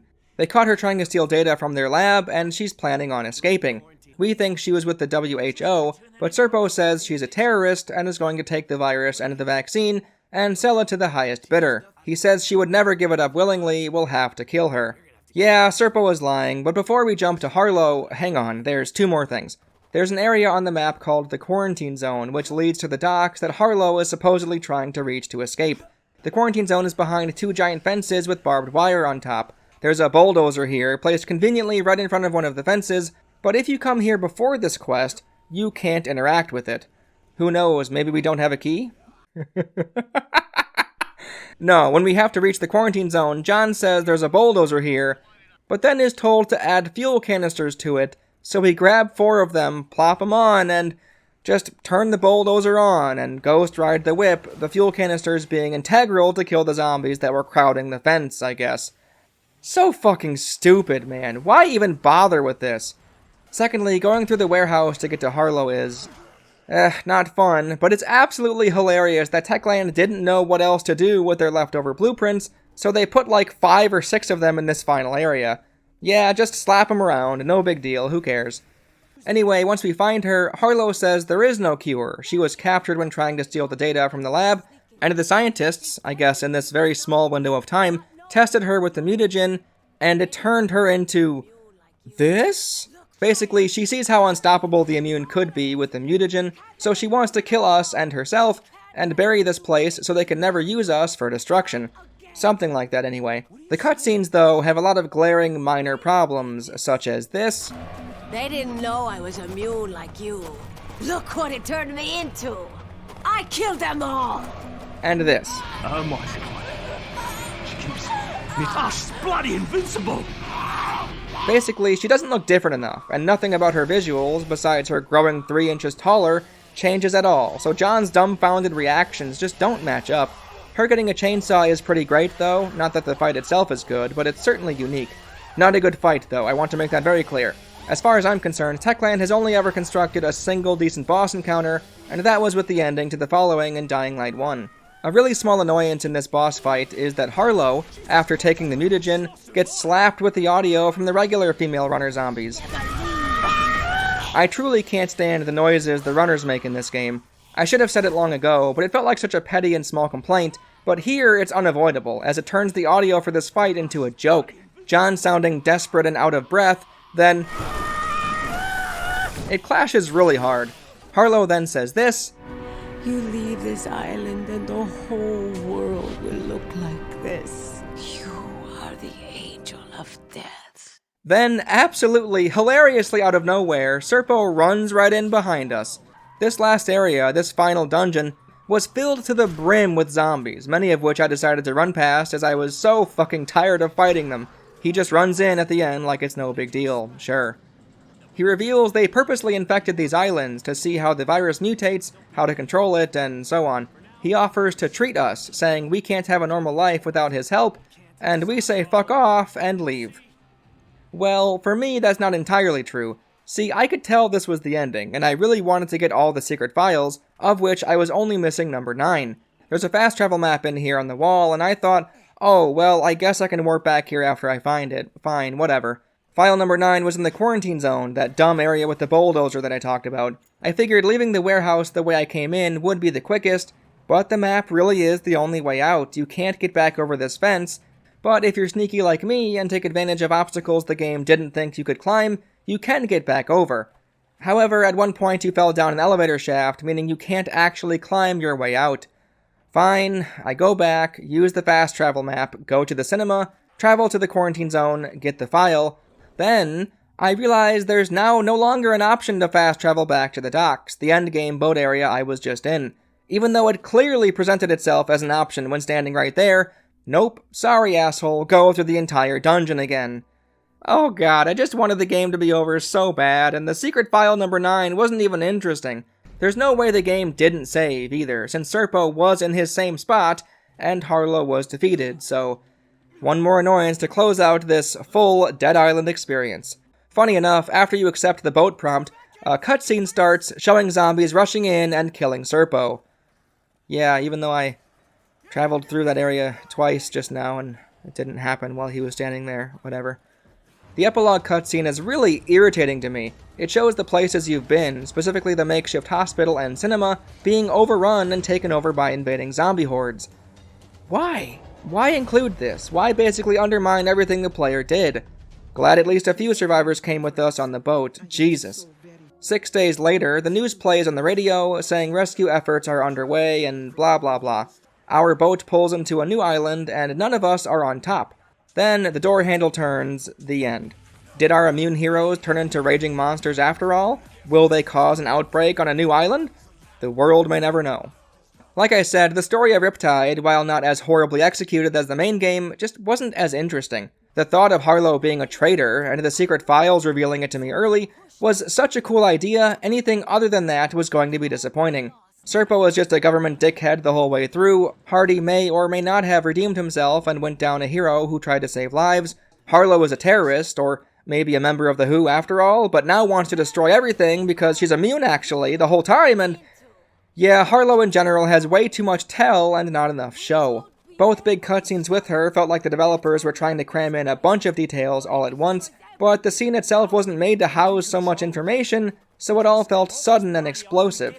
The city of Henderson gets overrun after you leave for seemingly no reason, and our little escape and cliffhanger feels a bit forced. Hey though, at least we had Wayne to provide us with some quality voice lines. Somebody pushed me. Newt. I think it's funny, both stories, Dead Island 1 and Riptide, are nothing remarkable and weren't told very well, yet Techland, when discussing their mature story for Dying Light, practically contributed to the lack of quality zombie stories. They said, people may be impressed with Dying Light's story, that it's more mature than most zombie games out there at the time. I mean, yeah, when compared to Dead Island, of course it is. When really thinking about it, it actually makes a lot of sense why people view The Last of Us as one of the best stories in gaming. I do think it's a good game, I like it, but that sentiment feels kind of insane to say it's one of the best. Well, it's because of games like Dead Island. This is the norm for video games, especially at the time, when it comes to AAA action-adventure. Sure, you can point to as many old-school adventure games, console RPGs, or visual novels you want, but casual players gravitate towards cinematic cutscenes and character dialogue. Hell, I do too, sometimes, depending on my mood. When seeing the stories of both of these Dead Island games laid out, with their small successes and many failures, is it any wonder why Techland thought Dying Light was a significant step up? Why so many view The Last of Us as the pinnacle of storytelling in games?